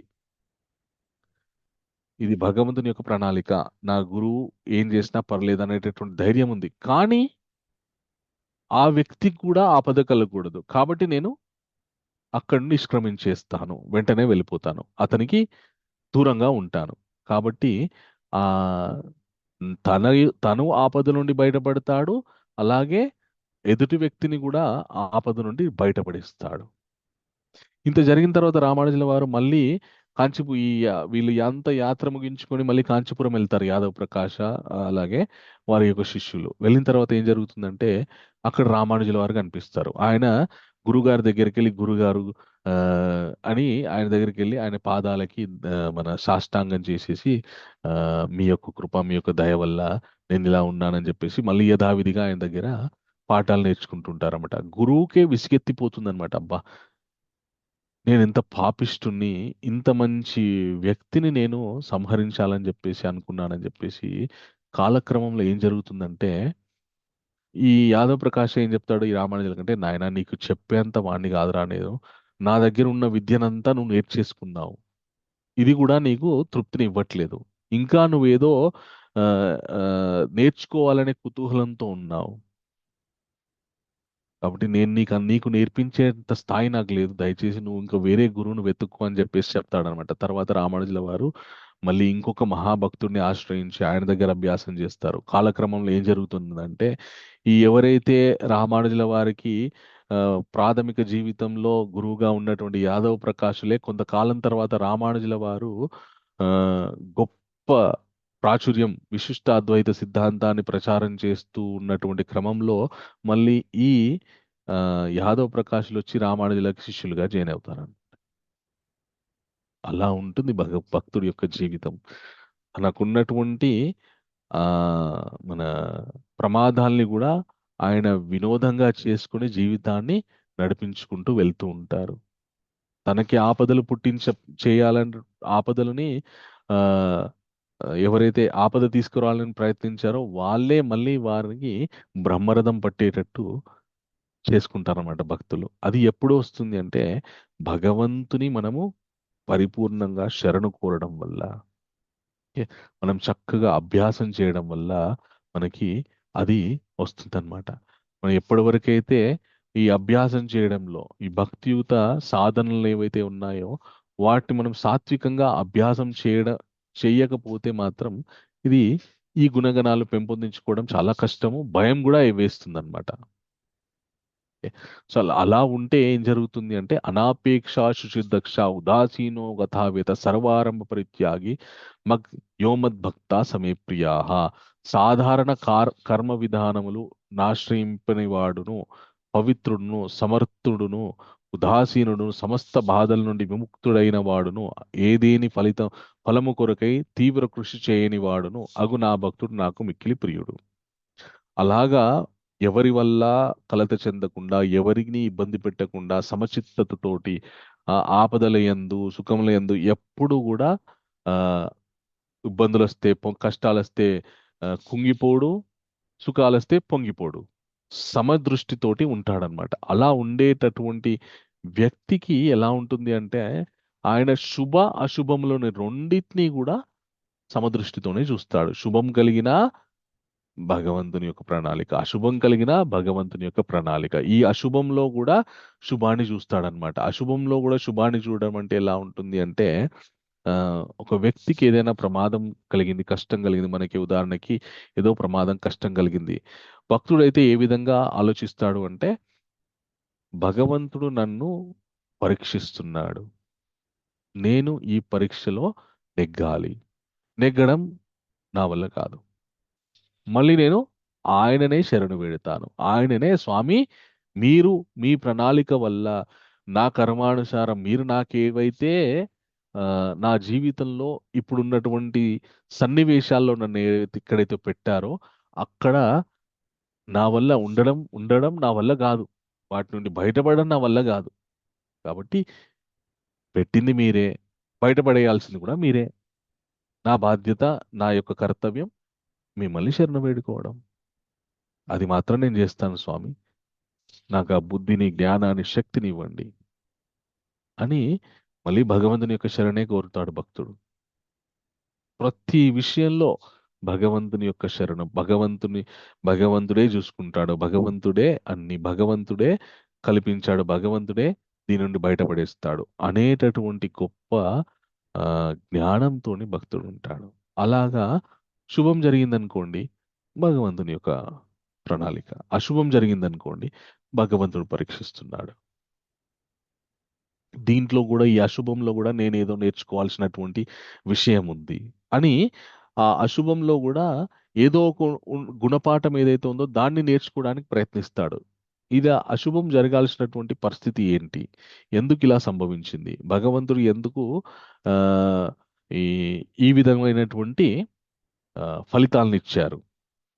నా సైడ్ నుండి, నా వైపు నుండి ఆ, దొర్లినటువంటి తప్పులేంటి? వీటిని పరిశీలన చేసుకోవడానికి ప్రయత్నిస్తాడనమాట భక్తుడు. దానివల్ల ఏం జరుగుతుంది అంటే ఓహో, నేను భగవంతుడు చెప్పిన విధంగా, లేదంటే ఈ ఫలానా ఆ, నిర్ణయం తీసుకునేటప్పుడు నేను భగవంతుని తలుచుకోలేదో, లేదంటే ఆ, ఏ రజోగుణానికో తమో గుణానికో లోనయ్యో, లేదంటే ఏదో ఒక ఫలాన్ని ఆపేక్షించో నేను ఈ నిర్ణయం తీసుకోవడం జరిగింది. భగవంతుడు, నేను భక్తియుత జీవితంలో ఉన్నాను కాబట్టి ఏ పని చేసినా కూడా ఫలాపేక్ష లేకుండా చేయాలి కదా. ఫలాపేక్షతో చేశాను కాబట్టి నాకు ఇది సరైనటువంటి ఫలితాలు ఇవ్వలేదు అనేటటువంటి భావనతో భక్తుడు ఉంటాడనమాట. సో ఆ, అలాగా ఫలాపేక్ష లేకుండా ఎప్పుడైతే భక్తుడు ఉంటే అనాపేక్ష శుచిర్దక్ష అలా ఉంటాడో అప్పుడు మనం భగవంతునికి చాలా దగ్గర అవుతాం అనమాట. మీరు చూస్తే గొప్ప గొప్ప భక్తులు ఎవరైతే ఉంటారో వారు సామాన్యులు చేసిన విధంగా గొప్ప గొప్ప అభిషేకాలు, గొప్ప గొప్ప హోమాలు ఇవేం చెయ్యరు.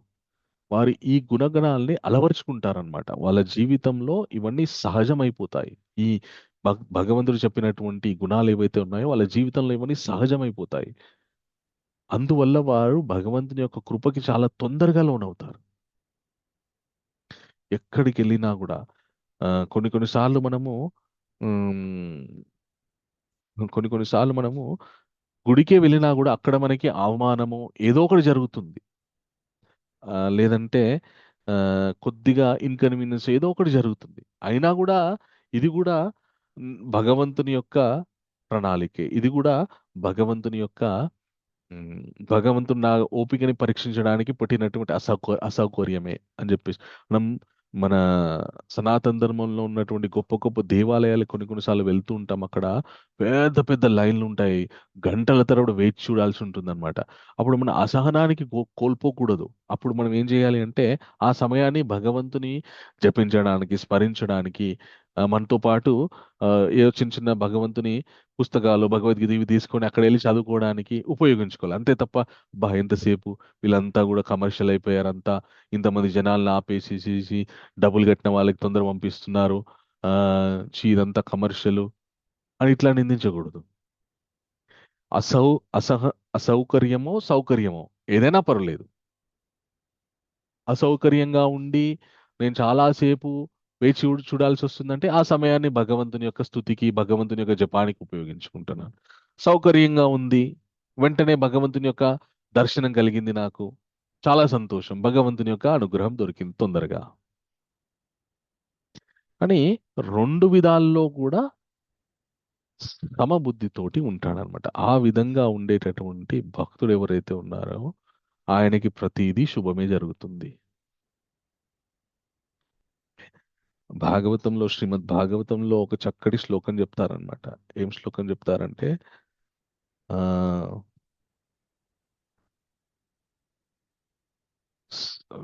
సర్వదా సంతుష్ట మనసా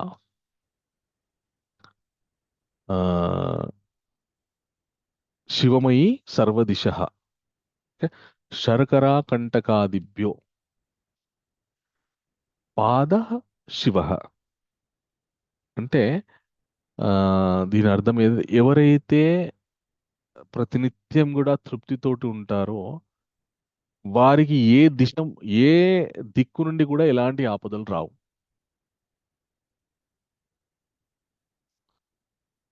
ఎలాగంటే ఎవరైతే పాదములకి పాదరక్షములు ధరించి నడుస్తున్నారనుకోండి, వారు చాలా రాళ్ళు, ముళ్ళు ఉన్న ప్రాంతంలో ఉండి నడిచినా కూడా వారికి ఎలాంటి నొప్పి కలగదు పాదానికి, ఎందుకంటే పాదరక్షములు ఉన్నాయి. అలాగే మన బుద్ధికి భగవంతుడు భగవద్భక్తి అనేటటువంటి రక్షణాన్ని మనము ఏర్పరచుకున్నాం అనుకోండి, మనకు కూడా సర్వం శివమయం. శివమయం అంటే మంగళమయం అన్నమాట. అలాగా మంగళములు జరుగుతాయన్నమాట. సో భగవంతుడు చెప్పిన విధంగా ఎవరిని ఇబ్బంది పెట్టే విధంగా, ఎవరి వల్ల కలతపడే విధంగా, మన సుఖ దుఃఖములందు కలతపడే విధంగా ఉండకూడదు. అలాగే సుఖ దుఃఖములందు సమబుద్ధితో ఉండాలి. ఇలా ఉంటే భగవంతునికి చాలా దగ్గర అవుతాము. అలాగే శుభాశుభ ఫలితముల యందు కూడా సమదృష్టి సమదృష్టితో ఉండాలి. ఎలాంటి ఫలాపేక్ష లేకుండా ఉండాలి. అలా ఉంటే భగవంతునికి చాలా దగ్గర అవుతాము. ఈ విధమైనటువంటి గుణగణాలు ఉంటే ఆయన ఆల్రెడీ ముక్త అంట.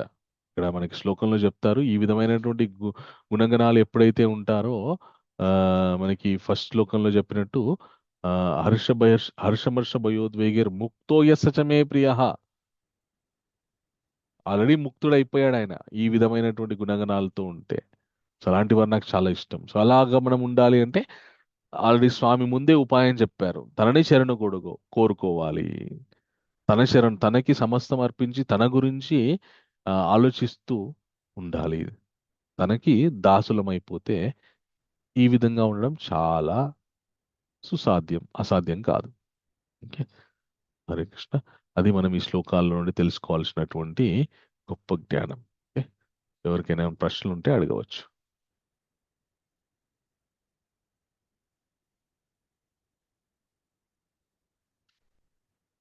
చాలా బాగా చెప్పారు Prabhuji. Thank you thank you ప్రభు. మాతాజీ. హరే కృష్ణ. ప్రభుజీ ప్రభుజీ ప్రభుజీ ప్రభుజీ హరే ప్రభుజీ కృష్ణ. ద్వైతము అద్వైతము కొంచెం చెప్పండి ప్రభుజీ. తప్పకుండా విశిష్టాద్వైతము. తప్పకుండా. ఓకే, ఎవరికైతే ప్రశ్నలు ఉన్నాయో హ్యాండ్ రైజ్ చేసి పెట్టండి. ఒక 2 నిమిషాలు ఇప్పుడే వచ్చి నేను మీ ప్రశ్నలకి జవాబు చెప్తాను. ఓకే,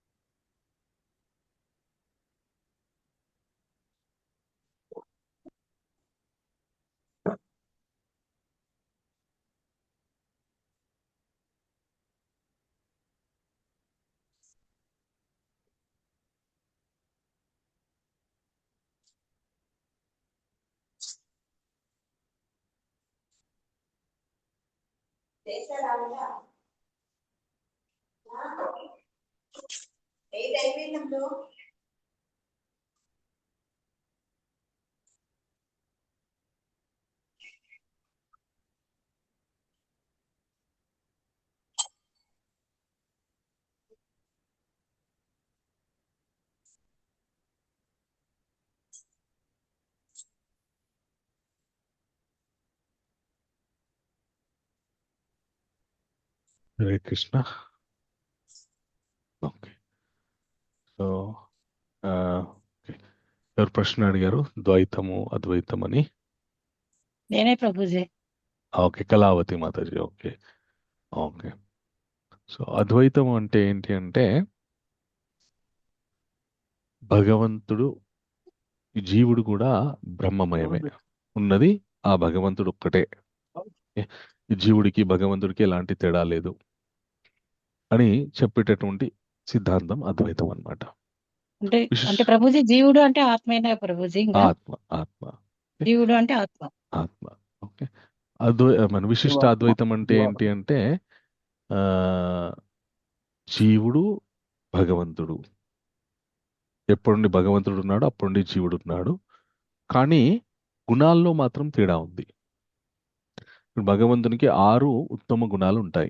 ఏంటి ఏంటి తెలుసా? షడైశ్వర్యాలు అంటారు భగవంతునికి. ఐశ్వర్యాలు. ఆ యశస్సు, ఐశ్వర్యము, యశస్సు, కీర్తి, ఐశ్వర్యము, ఐశ్వర్యం, సంపద, బలము, వైరాగ్యము, వైరాగ్యము. వైరాగ్యము. ఓకే. ఈ షడైశ్వర్యాలు ఏవైతే ఉన్నాయో ఈ గుణాలు జీవులకు ఉండవు. కష్టం. దీంట్లో ఏదో ఒకటి ఉంటుంది, కానీ 6 గుణాలు కలిగినటువంటి జీవుడు ఉండడం కష్టం. కేవలం భగవంతుడికే ఉంటాయి ఈ 6 గుణాలు. కాబట్టి గుణానుగుణంగా భగవంతుడికి జీవుడికి తేడా ఉంది అని చెప్పేటటువంటిది. జీవుడు దేవుడు ఎవరైతే ఉన్నారో ఆ ఇద్దరు సనాతనులు అయినప్పటికీ కూడా గుణగణాల్లో వేరే ఉంది. అంతే కదా. మీరు ఆలోచించి మనందరికీ షడైశ్వర్యాలు ఉన్నాయా? భక్తి సాధన చేస్తున్నాం కానీ మన అందం ఉంటే ఐశ్వర్యం ఉండదు, ఐశ్వర్యం ఉంటే అందం ఉండదు, ఐశ్వర్యం అందం ఈ రెండు ఉంటే యశస్సు ఉండదు, అది ఉంటే మన వైరాగ్యం ఉండదు. వైరాగ్యం అసలు ఉండదు. వైరాగ్యం అసలు, ఒకవేళ వైరాగ్యం ఉంటే ఇవేవి ఉండవు. ఓకే. సో భగవంతుడు కృష్ణుడు ఆయన ఎన్ని రాజభోగాలు అనుభవించినప్పటికీ కూడా ఆయన సామాన్యమైనటువంటి ఈ స్థితిలో సామాన్యులను కూడా ఆయన అనుగ్రహించారు. సామాన్యులు ఆహ్వానిస్తే కూడా ఆయన వెళ్ళారనమాట. ఎలాగైతే దుర్యోధనుడు ఆహ్వానించినా కూడా వెళ్ళలేదు. విదురుడు దుర్యోధనుడి కంటే చాలా తక్కువ, అంటే వాళ్ళ పినతండ్రి అయినప్పటికీ కూడా దుర్యోధనుడు అంత ఐశ్వర్యం లేదు. కానీ విదురుడి దగ్గరికి వెళ్ళి ఆయన అరటి తొక్క తిన్నాడు. అలాగే తన మిత్రుడైనటువంటి సుధాముడు ఉన్నాడు. నేను చాలా గొప్పవాడిని అని చెప్పేసి సుధాముడు బీదవాడని చెప్పేసి ఆయన పంపించేయలేదు. నా మిత్రుడు వచ్చాడని ఆలింగనం చేసుకుని, మురికి బట్టలతో ఉన్నటువంటి సుధాముడిని కూడా ఆలింగనం చేసుకుని ఆయన మురికి గుడ్డలో ఉన్నటువంటి అటుకుల్ని చాలా పరమ సంతృప్తిగా తిన్నారు ఆయన. 2 కాళ్ళు 30 degrees లేపు. అట్లాగా ఎస్.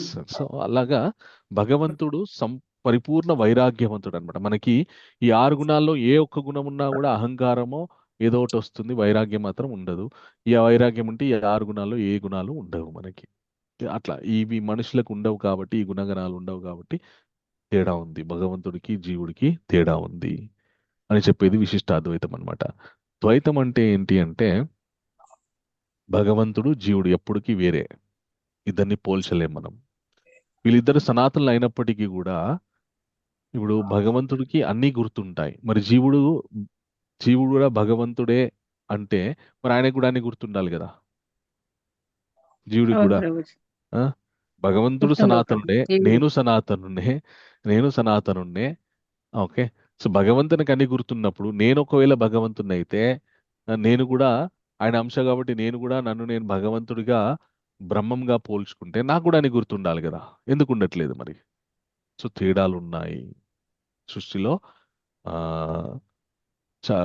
జీవుడికి భగవంతుడికి తేడా ఉంది. అలాగే ఒక జీవుడికి ఇంకొక జీవుడికి కూడా తేడా ఉంది. ఇప్పుడు మీరు నేను ఇద్దరం భగవంతుని అంశలమే. ఓకే. కానీ మీకు నాకు తేడా ఉందా? మీకెంత జ్ఞానం ఉందో నాకు లేకపోవచ్చు. మీకున్నటువంటి గొప్ప గుణాలు నాకు లేకపోవచ్చు. మనిషికి వేరే సమస్తం ఒకటైతే మరి ఎందుకు అందరూ ఒకే విధంగా ఉండట్లేదు? తేడాలు ఉన్నాయి.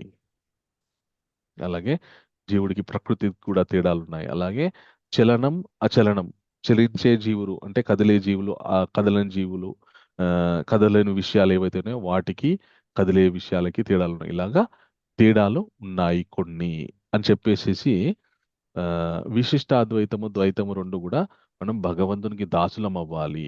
మనకి ఆయనకు ఉన్నటువంటి గొప్ప గుణాలు లేవు, తేడాలు ఉన్నాయి కాబట్టి ఆయనకు మనం దాసులు అవ్వాలి అని ప్రతిపాదిస్తూ ఉంటాయి అన్నమాట. అద్వైతము భగవద్భక్తి చేయాలి, కానీ తెలుసుకోవాల్సినటువంటి ఉత్తమ జ్ఞానం ఏంటి అంటే నేను కూడా ఆ బ్రహ్మమే అని తెలుసుకోవడం ఏదైతే ఉందో అది తెలుసుకుంటే చాలు అని చెప్తుంది అనమాట. అయితే ఈ విశిష్టాద్వైతము ద్వైతము ఏదైతే ఉన్నాయో ఈ సిద్ధాంతాల్లో చేసేటటువంటి భక్తి సాధన నేను భగవంతుని యొక్క అంశాన్ని తెలుసుకోవడం నేను మొదలవుతుంది అనమాట. ఉదాహరణకి నేను ఎవరో నాకు తెలియదు, నేను ఎవరికి పుట్టాను, ఎక్కడ పుట్టాను ఏంటో నాకు తెలియదు. అదృష్టవశాత్తు తెలుసుకున్నాను నేను ఎవరికి పుట్టానో తెలుసుకున్నాను. తెలుసుకున్న తర్వాత ఏం చేస్తాను నేనంటే వెళ్ళి వారిని ఆశ్రయించి వాళ్ళకి సేవ చేస్తుంటాను. సో విశిష్టాద్వైతం ద్వైతం యొక్క సారం ఈ విధంగా ఉంటుందన్నమాట.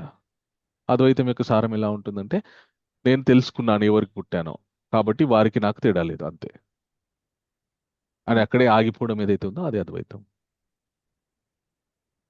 అది తెలుసుకున్న తర్వాత ఇంకా కొనసాగించడం ఏదైతే ఉందో అది విశిష్టాద్వైతము విశిష్టాద్వైతం అద్వైతము. ద్వైతము. ఓకే, అర్థమైందా? మనం ఉండేది ఇప్పుడు విశిష్టాద్వైతము ద్వైతము కలిపి మనం చేస్తున్నాం కదా ప్రభుజీ. అయితే ద్వైతము మనము ద్వైత సిద్ధాంతంలో ఈ ద్వైత సిద్ధాంతంలో ఆ బ్రహ్మమధ్వ బ్రహ్మమధ్వ గౌడీయ సాంప్రదాయంలో ఉన్నామన్నమాట. ఓకే ప్రభుజీ. ఓకే, సో దీని గురించి వివరణ ఇంకా మీకు ముందు చాలా ఉంటుంది. కొద్దిగా నేను ఇప్పటికి తెలుసుకోవడానికి క్లారిఫై అవ్వడానికి చెప్పాను. ఓకే ఓకే ప్రభుజీ, ధన్యవాదాలు ప్రభుజీ. ధన్యవాదాలు. ఇంకెవరికైనా ప్రశ్నలు ఉన్నాయా? హరే కృష్ణ ప్రభుజీ. హరే కృష్ణ. ప్రభుజీ ప్రభుజీ దండవత్ ప్రణామం ప్రభుజీ. హ్యాండ్ రైజ్ చేశాను ప్రభుజీ. ఇప్పుడు ద్వైతం కంటే అద్వైతము, అద్వైతం కంటే విశిష్ట అద్వైతము ఉన్నతమైంది కదా ప్రభుజీ. అంటే మనం అట్లా తేడాలు పెట్టుకుంటూ పోతే వ్యతిరేకులం అవుతాం ఏదో ఒక సిద్ధాంతానికి. అలా కాకుండా మనం ఏ విధంగా ఏది గొప్పది అని కాకుండా మనం ఏ సిద్ధాంతం ఎందుకుంది, ఏ సిద్ధాంతంలో ఏం చెప్పారని తెలుసుకొని మనం సులభంగా మనం ఏది పాటించవచ్చో. ఇప్పుడు ఈ అధ్యాయంలో మనకి ఎక్కువ ద్వైత భావన ఉంటుంది. సో మనం దాన్ని పాటించడం ఉత్తమం. అంతే తప్ప ఏది గొప్ప అని తెలుసుకోవడానికి అని ఒక నిశ్చయానికి వచ్చామనుకోండి, ఏది గొప్పది కాదో దానికి వ్యతిరేకులం అయిపోతాం. ఇప్పుడు మనకి బ్రహ్మ సంహిత ఉంది. బ్రహ్మ సంహితల్లో బ్రహ్మస్తుతిస్తారు.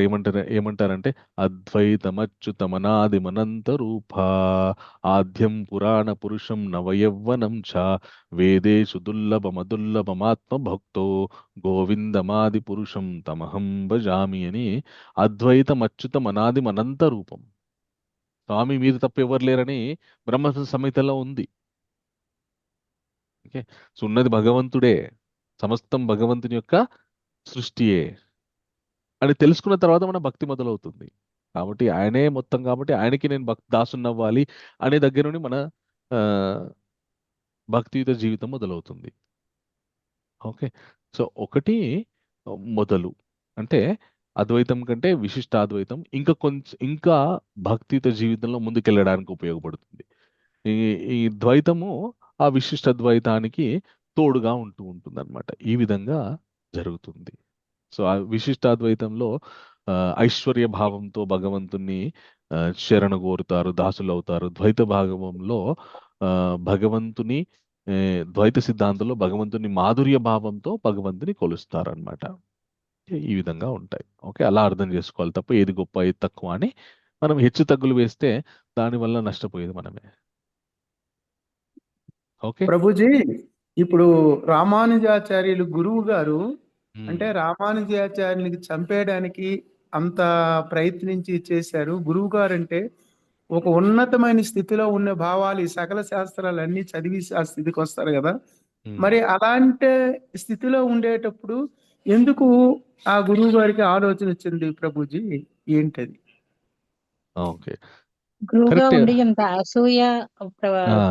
అసూయ పడటము, శిష్యుడు గొప్పగా ఉన్నాడు అంటే అతన్ని సహించలేకపోవడం, ఇవన్నీ ఉండకూడదు కదా ప్రభుజీ. గురువుగా ఉన్నప్పుడు ఈ గుణాలు ఉండకూడదు కదా.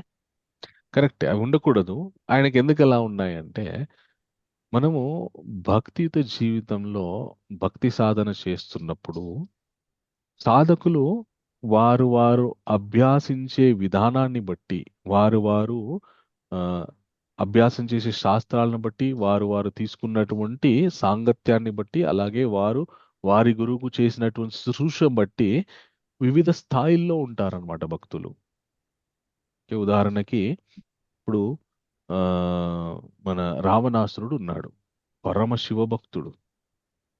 భక్త కన్నప్ప ఉన్నాడు, పరమశివ భక్తుడు. భక్త కన్నప్ప ఎందుకు లోకాలకి ఆదర్శప్రాయుడయ్యాడు? రావణుడు ఎందుకు లోకాలకి లోక కంటకుడయ్యాడు? ఇద్దరు చేసింది భక్తే కదా. కానీ ఆయన సెల్ఫ్ రావణాసురుడు చేశారు. రావణాసురుడు సెల్ఫ్ రాక్షస ఆయన ప్రవృత్తి కలిగినాడు. ఆయన ఏంటంటే సొంతం గురించి చేశారు రావణాసురుడు. రాక్షస అదనమాట. గుణాలు ఉన్నాయి కాబట్టి ప్రభుజీ. కరెక్ట్. భక్తి కామన్ ఇద్దరిలో, కానీ గుణాలని పెంపొందించుకోవడంలో ఒకరు విఫలమయ్యారు, ఒకరు సఫలమయ్యారు అనమాట.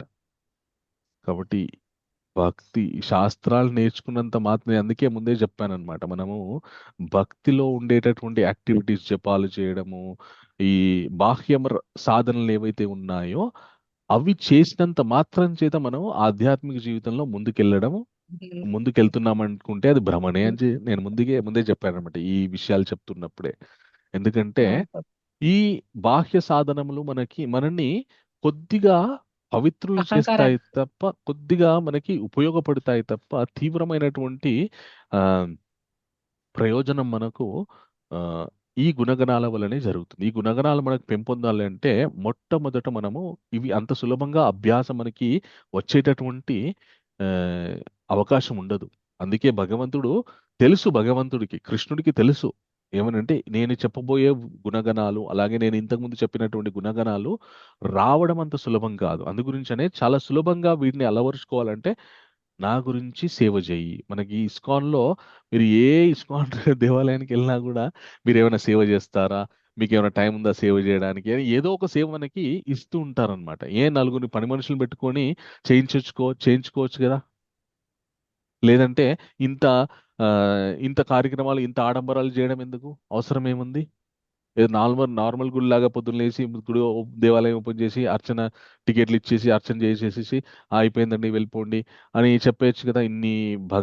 ఇన్ని ఆధ్యాత్మిక తరగతులు ఎందుకు, ఇంత నగర సంకీర్తనలు ఎందుకు, ఇంత ప్రచారాలు ఎందుకు, ఇవన్నీ ఎందుకు చేయాల్సినటువంటి అవసరం? చాలా మంది అంటుంటారు, మీరు ఎందుకంటే ఈ డోర్కి వెళ్ళి చేయడము చెప్పడము, ఇంట్రెస్ట్ ఉన్న వాళ్ళు మీ దగ్గరికి వచ్చి చేస్తారు కదా అని అంటూ ఉంటారనమాట. ఎందుకు అంటే ఒక భక్తుడికి భక్తి రావడం అనేటువంటిది చాలా కష్టం. అది సులభంగా ఎలా రావాలంటే ఆ భక్తుడిని ఏదో ఒక భగవత్ సేవలో గనక మనం వినియోగించామనుకోండి, సులభంగా అతని మనస్సులో ఉన్నటువంటి అనర్థాలు తొలగిపోయి, అహంకారం తొలగిపోయి అతను సాత్వికంగా అయి భగవంతునికి దగ్గరవుతాడు. ఆ గుణాలు అనేటువంటివి పెంపొందుతాయి. ఈ సేవలు చేసేటప్పుడు మనకి ప్రతినిత్యం మనల్ని గౌరవిస్తారంటే మనం మనకి ఎవరైతే సేవ ఇచ్చారో వాళ్ళకి మనం తెలుసు, కానీ ఎవరైతే మన నుండి సేవ తీసుకుంటున్నారో వాళ్ళకి మాత్రం మనం ఏదో పనుల్లాగానే తెలుసు. వీళ్ళు పాపం గుళ్ళో పని చేస్తారేమో అని అనుకుంటారు తప్ప ఈయన క్లాసులు చెప్తారని ఎవరు అనుకోరు. నేను నందనవనంలో ఇస్కాన్ నందనవనంలో సేవ చేసి కుకింగ్ సేవ అది చేస్తుంటాను అనమాట. నన్ను చాలా మంది వంట వాళ్ళలాగానే గుర్తిస్తారు తప్ప ఈయనండి క్లాసులు చెప్తాడు, ఈయనకి భగవద్గీత వచ్చండి అని చాలా తక్కువ మందికి తెలుసు. ఎవరైతే ఆ విషయం తెలుసో వాళ్ళను ఏ విధంగా గౌరవించాలో గౌరవిస్తారు. కానీ ఎవరైతే నేను క్లాసులు చెప్తాను, భగవద్గీత శ్లోకాలు తెలుసు అని తెలియక ఈయన కేవలం వంట చేస్తాడు, వంట మనిషి అని అనుకుంటారో వాళ్ళు వంట మనిషితో ఏ విధంగా డీల్ చేస్తారో అలాగే డీల్ చేస్తారు. అప్పుడు నాకు తెలిసిపోతుంది. ఒకరేమో ప్రభుజీ మీరా అని గౌరవిస్తుంటారు, ఇంకొక కేటగిరీ ఏమో ఆ అబ్బాయి ఇట్లా రా ఇది అట్లా అంటుంటారు. రెండిట్లో నార్మల్గా ఉండడానికి ఈ సేవ వల్ల మన లోపల ఉన్నటువంటి అహంకారాన్ని పరిత్యజించేటటువంటి అవకాశం మనకు దొరుకుతుందన్నమాట. అందుకు ఇస్కాన్ దేవాలయాల్లో సేవకి ఎక్కువ ప్రాముఖ్యత ఇస్తారనమాట. సో ఇది భక్తి. చాలా మంది, నేను ఉదాహరణ చెప్పాను కదా, రావణాసురుడు భక్త కన్నప్ప ఇద్దరు భక్తులే. ఒకతనేమో తీవ్రమైనటువంటి తపస్సు చేసి తన తలని త్యజించాడు, ఒకతనేమో తన కళ్ళని త్యజించాడు భగవంతుని గురించి అని చెప్పేసి. అంత గొప్ప భక్తులు, ఒకరు లోక కంటకుడయ్యాడు, ఒకతను లోకానికి ఆదర్శప్రాయుడయ్యాడు. ఎందుకంటే భక్తి చేశారు, ఒకరు గుణాలని అలవర్చుకోలేకపోయారు, ఒకరు గుణాలని అలవర్చుకున్నారు. ఎందుకంటే ఒకరు తమని తాము భగవంతుడికి దాసుడిగా సమర్పించుకున్నారు, ఒకరేమో తమని తాము భగవంతుడితో సమానులుగా భగవంతుని నుండి ఏదో ఒక ప్రయోజనం పొందడానికి ప్రయత్నించారనమాట. ఇలాగే యాదవ్ ప్రకాశులు కూడా మనము వేలెత్తి చూపించాల్సినటువంటి అవసరం లేదు. ఆయన అంత దారుణంగా ఉన్నారని. తర్వాత తాను చేసినటువంటి తప్పులు ఆయన తెలుసుకొని మళ్ళీ మ్, మ్, రామానుజులకు ఉన్నటువంటి జ్ఞానం నాకు లేదని తాను గురువుగా ఎంతో మందికి శిష్యులని ఆయన బోధనలు చేసినప్పటికీ కూడా మళ్ళీ తానే తన శిష్యుడికి శిష్యుడిగా వెళ్ళిపోయాడు. అంటే ఎంత ఉత్తమమైనటువంటి స్వభావం అది. కొద్ది కాలం పాటు ఆయనకు ఉన్నటువంటి జ్ఞానం మీద జ్ఞానం మీద ఎప్పుడైతే క్రోధానికి కామానికి లోనయ్యారో, మనకి భగవద్గీత 3వ అధ్యాయంలో భగవంతుడు చెప్తాడుగా, అర్జునుడు అడిగినటువంటి ప్రశ్నకి, మనుషులు ఎలాగ ఎవరో తోసేసినట్టు వెళ్ళి పాపాలు చేస్తున్నారంటే, కామేశ క్రోధేశ రజోగుణ సముద్భవ మహాశనో మహాపాపం విద్ధి ఏనం ఇహవైరీనం అని చెప్పేసి, మనుషుల్లో ఎప్పుడైతే రజోతమో గుణాలు పెంపొందుతాయో అప్పుడు ఆయన పాపాలు చేయడానికి పూనుకుంటాడు. ఈ రజోతమో గుణాలు అనేటువంటి ఎప్పుడు మనల్ని వెంబడిస్తూనే ఉంటాయి. సో కొంతకాలం ఆయన రజోతమో గుణానికి లోనవ్వడం వల్ల తన పాటించాల్సినటువంటి ధర్మాన్ని ఆయన పాటించలేక ఆయన ఆ విధంగా ప్రవర్తించాడు. తర్వాత మళ్ళీ ఆయన తెలుసుకున్నాడు తను చేసినటువంటి తప్పులు, ఏ విధంగా ఉంటే భక్తియుత జీవితంలో ముందుకెళ్తామో తెలుసుకున్నాడు మళ్ళీ తీవ్రమైనటువంటి అభ్యాసంలో. అప్పుడు ఆయన మళ్ళీ శిష్యుడికే శిష్యుడైపోయాడు అనమాట. సో మనం ఎప్పుడు కూడా పరిశీలన చేసుకుంటూ ఉండాలి మనలో మనము. నేను నేను నేను నాది నాది, నేను గొప్ప అనే అహంకారం నా లోపల వస్తుందా, నేను దాసుని, నేను భగవద్దాసుని, నేను భక్తులెక్కి సేవ చేయాలి అనేటటువంటి భావనలు మనలో కలుగుతున్నాయా? దాన్ని బట్టి మన జీవితం కూడా, మన భక్తియుత జీవితం కూడా ఉంటుంది. ఓకే, కోట ఉషా మాతాజీ మీరేమో అడుగుతున్నారు, క్షమించండి. ప్రభుజీ పర్లేదు ప్రభుజీ, క్షమించండి ప్రభుజీ. నేను ద్వారకా వెళ్తున్నాను ప్రభుజీ, ఫస్ట్ టైం వెళ్తున్నాను.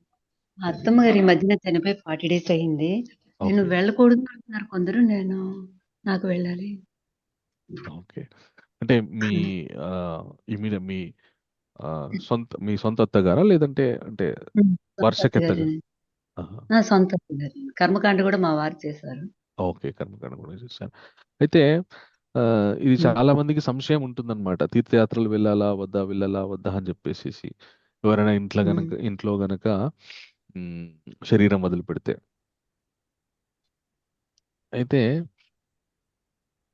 ఇంట్లో ఎవరైనా మన తల్లిదండ్రులు కావచ్చు, అత్తమామలు కావచ్చు గతిస్తే మనం తీర్థయాత్రలు చేసామనుకోండి, ఆ ఫలితం వాళ్ళకు వస్తుందన్నమాట.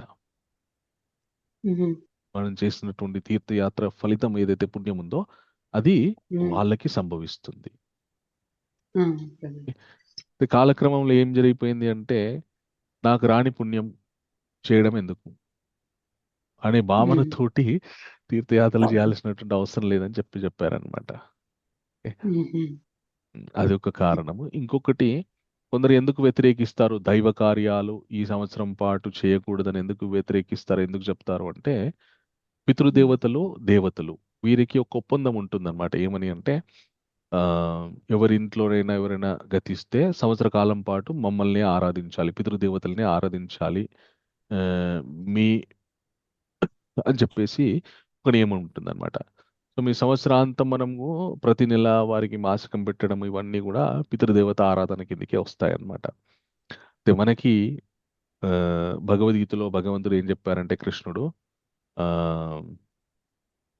ఆయన ఈ పితృదేవతలందరికీ కూడా అర్యముడు అని చెప్పేసి ఒక ఆయన అధిపతి ఉంటారు.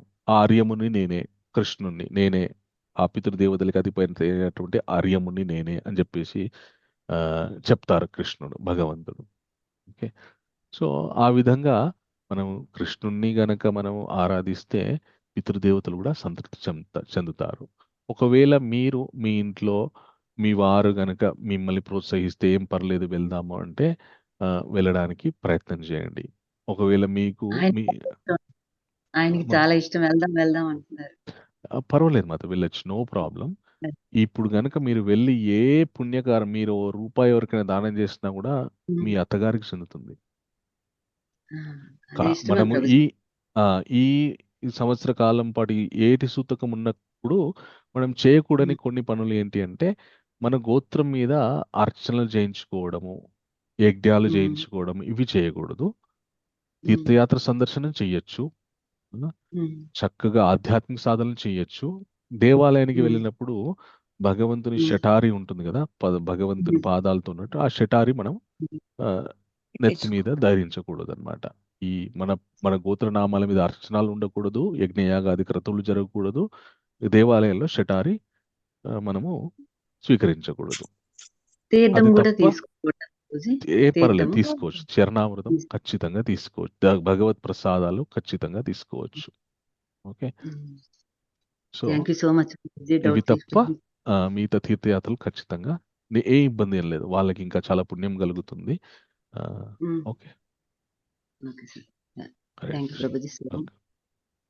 లక్ష్మీ ప్రకాష్ ప్రభు, మీ డౌట్ ఏంటి? హరే కృష్ణ ప్రభుజీ, దండవత్ ప్రణామం. హరే కృష్ణ ప్రభు, దండవత్ ప్రణామం.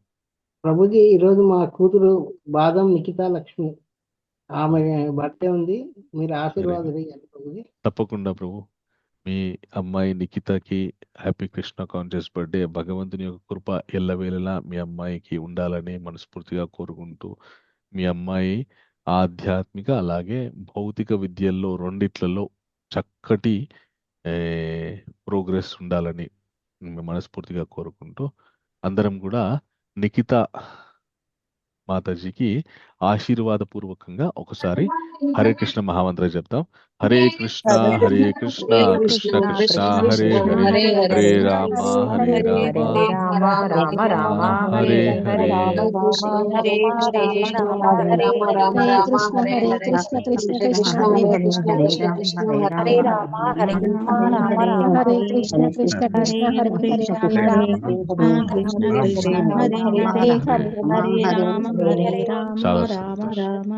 హరే. కృష్ణ ప్రభుజీ వాళ్ళ పాపకి పుట్టినరోజు శుభాకాంక్షలు మన అందరి తరఫున మాతాజీ. థ్యాంక్ యూ మాతాజీ, హరే కృష్ణ. చాలా సంతోషం. ఇంకెవరికైనా ప్రశ్నలు ఉంటే మనం ఇవాళ సెషన్ చాలా బాగుంది ప్రభుజీ, చెప్తారు ప్రతిది కూడా చాలా బాగుంది. పుష్పలత మాతాజీ, మీకు ఏమైనా ప్రశ్న ఉందా?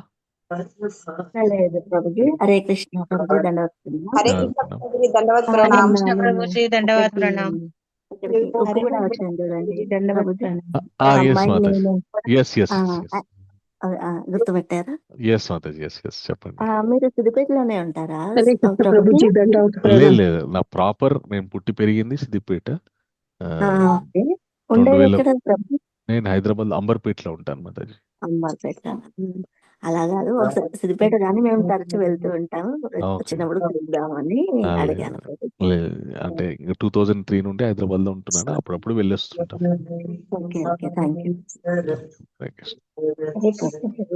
కృష్ణ ప్రభుజీ, దండవత్ ప్రణామం. హరే కృష్ణ. హరే కృష్ణ ప్రభుజీ, దండవత్ ప్రణామం. ఇంకెవరికైనా ప్రశ్నలు ఉంటే హ్యాండ్ రైజ్ చేయండి, లేదంటే మనము ఈరోజు ఇక్కడితో సెషన్ ముగించి మళ్ళీ రేపు 6:15 కలుసుకుందాం.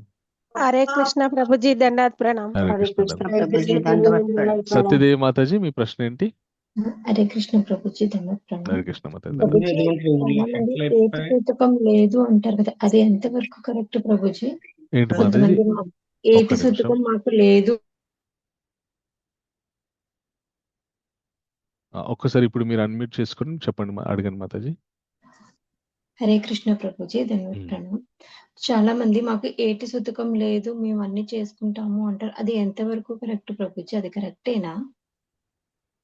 అంటే వాళ్ళ తల్లిదండ్రులు అత్తమామలు గతిస్తే ఖచ్చితంగా ఏటి సుతకం పాటించాల్సిందే.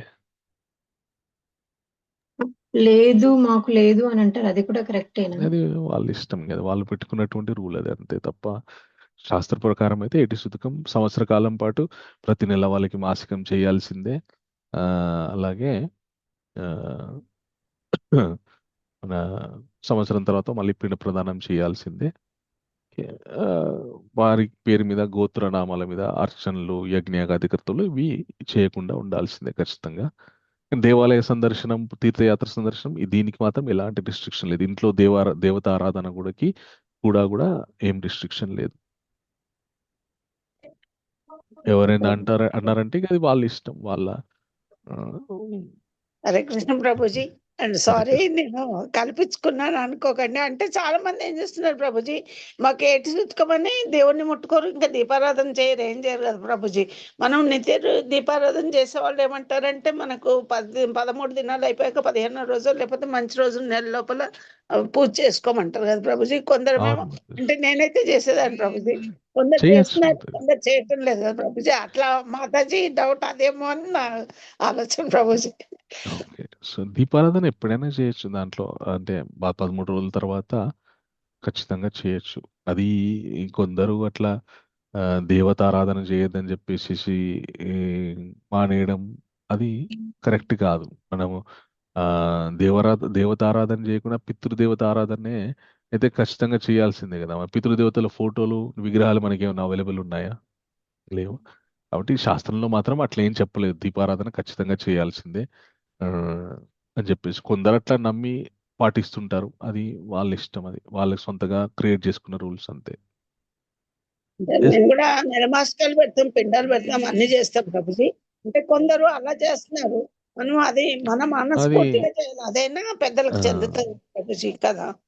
అవును మాతాజీ అది ఇంకా నేను చెప్పాను కదా కొందరు ఇంకా అట్లా పాటిస్తుంటారు ఎవరి సలహా తీసుకోకుండా సూచన తీసుకోకుండా అది వాళ్ళ ఇష్టం కొందరు దేవుని కూడా ముట్టుకోరు ప్రభుజీ, దేవుడి దగ్గర బూజులు గడ్డిపోతాయి అనమాట, సంవత్సరం అంతా దేవుడిని ముట్టుకోరంట ప్రభుజీ. అంటే వాళ్ళ పెద్దవాళ్ళు చెప్పారేమో, వాళ్ళ ఆచారం ఏమో అట్లా చేస్తూ ఉంటారు ప్రభుజీ. నాకైతే అట్లా అనిపించేది కాదు. మనం శుభ్రంగా రోజు స్నానం చేస్తాం కదా, దేవుని దగ్గర ఎందుకు శుభ్రం చేయొద్దని నేను మాత్రం గతించగా 13 రోజుల తర్వాత నెల లోపల పూజారిని అడిగి మన నెల మాసకం అయిపోగానే దీపారాధన చేయొచ్చు చేయొచ్చు అని నా ఉద్దేశం. అయితే చేసుకోవాలనే చెప్తా ప్రభుజీ, చేయొచ్చు ఎందుకంటే మాతాజీ మనకంటే చిన్నవాళ్ళు అడుగుతుంటారు కాబట్టి చేసుకోవాలని మనం చెప్తారు, చేసుకోవాలి ప్రభుజీ. మనం అన్నం తినొద్దు అంటే తినకుండా ఉండటం లేదు కదా, తింటున్నాం కదా, దేవుడికి తప్పకుండా మనం ఆరగింపు చేసి తింటాం. అలాగే దేవుడు పూజ చేయొద్దని ఎవరు చెప్తారు, ఎవరు చెప్పరు, చెప్పినా కూడా మనం నమ్మొద్దు ప్రభుజీ. నా ఉద్దేశం అయితే అది ప్రభుజీ. దేవుడిని దండం పెట్టుకుంటేనే కదా, ఆయన ఇస్తేనే కదా మనం ఇన్ని తింటున్నాము ఇలా ఉంటున్నాము. అలాంటప్పుడు ఆయనకి పూజ చేయకూడదు అని వాళ్ళు చెప్పడం, వాళ్ళతో ఎప్పుడో ఆచారంలో వాళ్ళు పొలాలలో వాటిలలో పనిచేశారు కాబట్టి వాళ్ళకి అవకాశం లేకపోయింది. అందుకని ఆమె ఈ సంవత్సరం సూతకం అని చెప్పి మానేశారేమో. కానీ మనం ఇప్పుడు ఇళ్లలోనే ఉంటున్నాము, మరి చేయలేని పరిస్థితి ఉంటే చేయొద్దు, కానీ చేసుకుంటే బాగుంటుందని ప్రభుజీ నా ఉద్దేశం. సారీ ప్రభుజీ, తప్పేమన్నా చెప్తే క్షమించండి.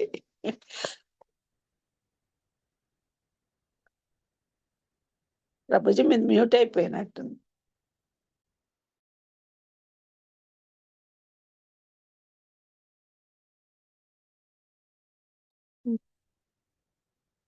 హరే కృష్ణ ప్రభుజీ, మ్యూట్ అయిపోయారు ప్రభుజీ. అంటే నెట్ కరెక్ట్ లేనట్టుంది. నెట్ పోయినట్టుంది మాతాజీ.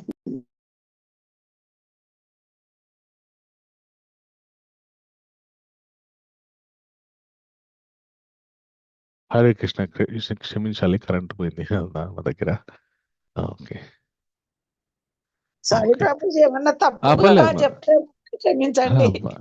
పర్లేదు జయశ్రీ మాతాజీ మీ ప్రశ్న ఏంటి అదే ప్రభుజీ, తమ్ముడు చనిపోయాడు, అన్న వాళ్ళు చేసుకోవచ్చా చేసుకోకూడదని సందిగ్ధంలో ఉన్నారు. మీరు ఇప్పటిదాకా అన్నారు కదా, చేసుకోవచ్చా లేదా అని దీపారాధన చేస్తే. అయ్యో ఎంతకాలం అయింది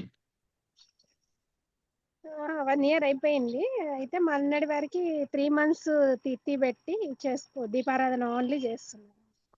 చేయొచ్చు దీపారాధనకి ఏం ఇబ్బంది లేదు ఇప్పుడంటే ఒక విషయం మనము అంటే మనకి ఏదైతే పురాణంలో గరుడ పురాణంలో ఈ శ్రాద్ధకర్మలు ఎలా చేయాలి ఏ విధంగా చేయాలి అప్పుడు మనం ఎలాంటి నియమాలు పాటించాలి అనేటటువంటి విషయాలు చాలా ఉన్నాయన్నమాట దాంట్లో ఏం చెప్తారు అంటే దీపారాధన 13 రోజులు అయిన తర్వాత మనం ఖచ్చితంగా యథావిధిగా మనం ఏ రోజు ఎలాగ ఇంటి దేవతకి ఎట్లాగా పూజలు చేస్తామో ఏం చేస్తామో అంటే దీపారాధన చేసి నైవేద్యం ఎలా పెడతామో అవన్నీ యథావిధిగా చేసుకోవచ్చు దానిలో ఇబ్బంది ఏం లేదని చెప్పారు దాన్ని మనం గౌరవించి మనం పాటించవచ్చు కొందరు ఏమైపోయిందంటే అది కొందరు ఆ పురాణాన్ని ఆ పురాణంలో ఉన్నటువంటి విషయాలు పరిశీలన చేయకుండా వాళ్ళకి నచ్చిన విధంగా వాళ్ళు చేసుకుంటున్నారు దాన్ని మనం పట్టించుకోవాల్సిన అవసరం లేదు ఒక విషయం మీరు ఆలోచిస్తే, ఇప్పుడు అంటే మనకి ఇంట్లో లైట్లు అవన్నీ ఉన్నాయి కాబట్టి అవి వేసుకొని మనం బ్రతుకుతున్నాం.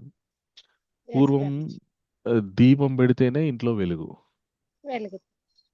దీపం లేకపోతే ఇంట్లో వెలుగు లేదు. మరి అప్పుడు ఎట్లా జీవించాలి? అప్పుడు కూడా దీపారాధన జరిగేది కదా ఇంట్లో. Yes, ప్రభు. కాకపోతే ఇప్పుడు పండితులు కొంతమంది ఇలా చెప్తారు, కొంతమంది అలా చెప్తారు ప్రభుజీ. దాని తప్పేం లేదు మాతాజీ, దీపారాధన. కొంతమంది అయితే మూసేయాలి 13 రోజులు అయిన తర్వాత ఆ, అదే దేవుడికి అడిగేసి నైవేద్యం పెట్టేసి మళ్ళీ 1 year దాకా తీయకూడదు అన్నట్టు కొంతమంది చెప్పారు. కొంతమంది ఏమో దీపారాధన చేయొచ్చు అని. అట్లా ఏం లేదు మాతాజీ. గరుడ పురాణంలో అయితే ఏమి చెప్పారంటే కానీ ఓన్లీ యథావిధిగా దీపారాధన నైవేద్యం అవేం పెట్టలేదు ప్రభుజీ, ఓన్లీ దీపం ఆ, పెట్టేశారు. దీపం చేసుకోవచ్చు భగవంతుని. ఎట్లా అంటే భగవంతుడు మన ఇంట్లో ఉండేటటువంటి భగవద్ విగ్రహాలు, భగవత్ పటాలు వీళ్ళందరూ ఎట్లా అంటే మన ఇంటి పెద్దలాగా అన్నమాట. మన ఇంటి పెద్దలాగా భావించాలి మనం. సో మనం ఎట్లయితే మనం ఎక్కడికైనా వెళ్ళినాం అనుకోండి, వాళ్ళకి అన్నీ కావాల్సినవి సమకూర్చి మరీ వెళ్తాం. ఇట్లా ఆ విధంగా భావించి భగవంతుని మనము ఇంట్లో ఆరాధించాలి. ఆరాధిస్తే అప్పుడు మనకి ఆయన ఇంట్లో ఒక ఇంటి పెద్దలాగా ఉంటుందన్నమాట. దాంట్లో తప్పేం లేదు. దానివల్ల పాపం తలగడమో, దానివల్ల ఏదన్నా ఇంకేదో అవ్వడమో అట్లా ఏముండదు. ఓకే? ఇప్పుడు ఆ, కొందరు ఎందుకు అట్లా చెప్తారంటే, చెప్పాను కదా నేను, ఏటి సూతకం ఉన్నప్పుడు పితృదేవత ఆరాధన చెయ్యాలి. ఓకే?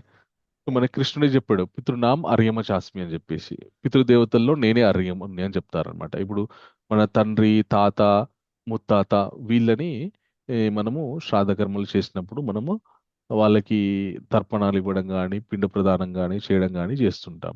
సో వాళ్ళని ఆ శ్రాద్ధ కర్మలు చేసేటప్పుడు తండ్రిని మన వసువుగా, అలాగే తాతని రుద్రుడిగా, అలాగే ముత్తాతని ఆదిత్యుడిగా, ఇలాగా వసురుద్ర ఆదిత్యులుగా భావించి పూజ చేస్తారు. ఇప్పుడు మీరు ఈ వసురుద్ర ఆదిత్యులు ఎవరు? వసు అంటేనేమో బ్రహ్మ కిందికి వస్తాడు, రుద్రుడు అంటేనేమో శివుడు, ఆదిత్యుడు అంటేనేమో మన విష్ణువు. ఆదిత్యానం అహం విష్ణు అని చెప్పేసి కృష్ణుడు చెప్పాడు. అక్కడ కూడా మరి భగవత్ ఆరాధనే జరుగుతుంది కదా. సో అందరూ చక్కగా మన పరిశీలన చెయ్యరు కాబట్టి, అంత జ్ఞానం ఉండదు కాబట్టి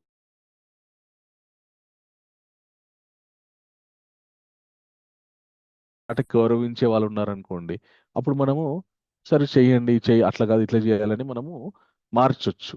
మన మాటకి ప్రాధాన్యత లేదు ఇంట్లో, మనకు గౌరవించరు, మన మాటని ఎక్కువ ఎవరు పట్టించుకోరు. అప్పుడు మనం వ్యతిరేకించినాం అనుకోండి, అనవసరంగా గొడవలు అవుతాయి. కాబట్టి మీ ఇష్టం. నేను మా బంధువుల ఇంట్లో శ్రాద్ధకర్మ జరుగుతుంది. శ్రాద్ధకర్మ జరిగేటప్పుడు వాళ్ళ మామయ్యకి శ్రాద్ధకర్మ జరుగుతుంది అనమాట. సో మామయ్యకి శ్రాద్ధకర్మ జరిగేటప్పుడు పెద్ద కోడలు ఎవరైతే ఉన్నారో ఆవిడ దీపాన్ని వెలిగించాలి. పంతులుగా అయ్యగారు ఎవరైతే క్రతువు నిర్వహించడానికి వచ్చారో ఆయన ఏమన్నారంటే, అమ్మ పెద్ద కోడలు ఎవరు, మీరు దీపారాధన చెయ్యండి అని చెప్పేసి చెప్పారు.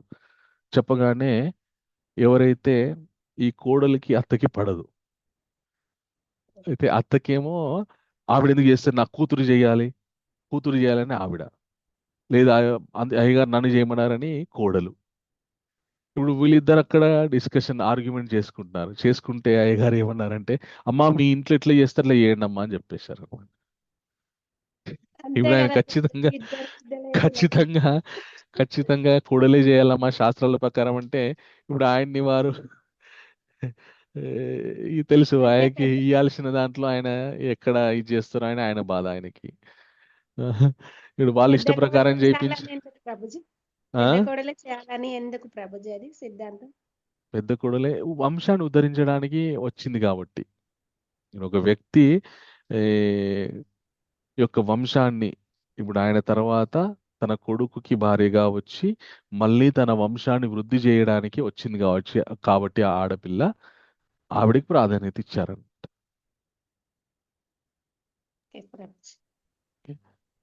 సో అట్లా ఉంటుందన్నమాట మన శాస్త్రాలు. కొన్నిసార్లు ఇంకా లోకం రీతి మనం పాటించాల్సి వస్తుంది, లేకపోతే మనం అందరికి శత్రువులం అయిపోతాం. మన మాటకు ప్రాధాన్యం ఇచ్చి మన మాటకి గౌరవించినంత అంతసేపు మనం చెప్పింది వీళ్ళు వింటారు, మనకు గౌరవిస్తారంటే మనం సూచన చేయడం ఉత్తమం. మన మాటకే గౌరవించరు, మనం చెప్పినా కూడా వ్యతిరేకిస్తారు. మూసుకొని ఉండడం బెస్ట్, ఎందుకంటే అనవసరంగా శత్రువులం అయిపోతాం. ఓకే, హరే కృష్ణ. చాలా సంతోషం. చాలా మంచి విషయాలు థ్యాంక్ యూ చెప్పారు ప్రభుజీ, మంచి ప్రభుజీ. విషయాలు చెప్పారు. Thank you Prabhuji. హరి హరి బోల్ ప్రభుజీ. మౌనమే అన్నిటికి కూడా సమాధానం అంటారు కదా ప్రభుజీ, మీలాగా అలా మౌనం కూడా కొన్ని మనకు మంచిది చేస్తాయి ప్రభుజీ. బాగుంది ప్రభుజీ, మీరు చెప్పిన అన్ని విషయాలు చాలా బాగా చెప్పారు. Thank you Prabhuji. హరే కృష్ణ. చాలా సంతోషం ఈరోజు మీ అందరితో. మళ్ళీ రేపు ఉదయం 6:15కి మనం ఒక మాల హరినామ జపంతో కలుసుకుందాం. హరే కృష్ణ. మీ అందరికీ కూడా భగవంతుని యొక్క కృపా కటాక్ష వీక్షణాలు ఎల్లప్పుడూ ఉండాలని మనస్ఫూర్తిగా కోరుకుంటూ, వంచాకల్పతరుభ్యశ్చ కృపా సింధుభ్యో చ పతితానాం పావనేభ్యో వైష్ణవేభ్యో నమో నమః. హరే కృష్ణ. హరే కృష్ణ ప్రభుజీ. దండవత్ ప్రణాం హరే ప్రభుజీ. కృష్ణ. దండవత్ ప్రణామం. హరే కృష్ణ ప్రభుజీ. దండాలు హరే ప్రణామం. కృష్ణ. దండవత్. హరే శ్రీ కృష్ణ హరి ప్రభుజీ, దండవత్ ప్రణామం. హరే కృష్ణ. దండవత్.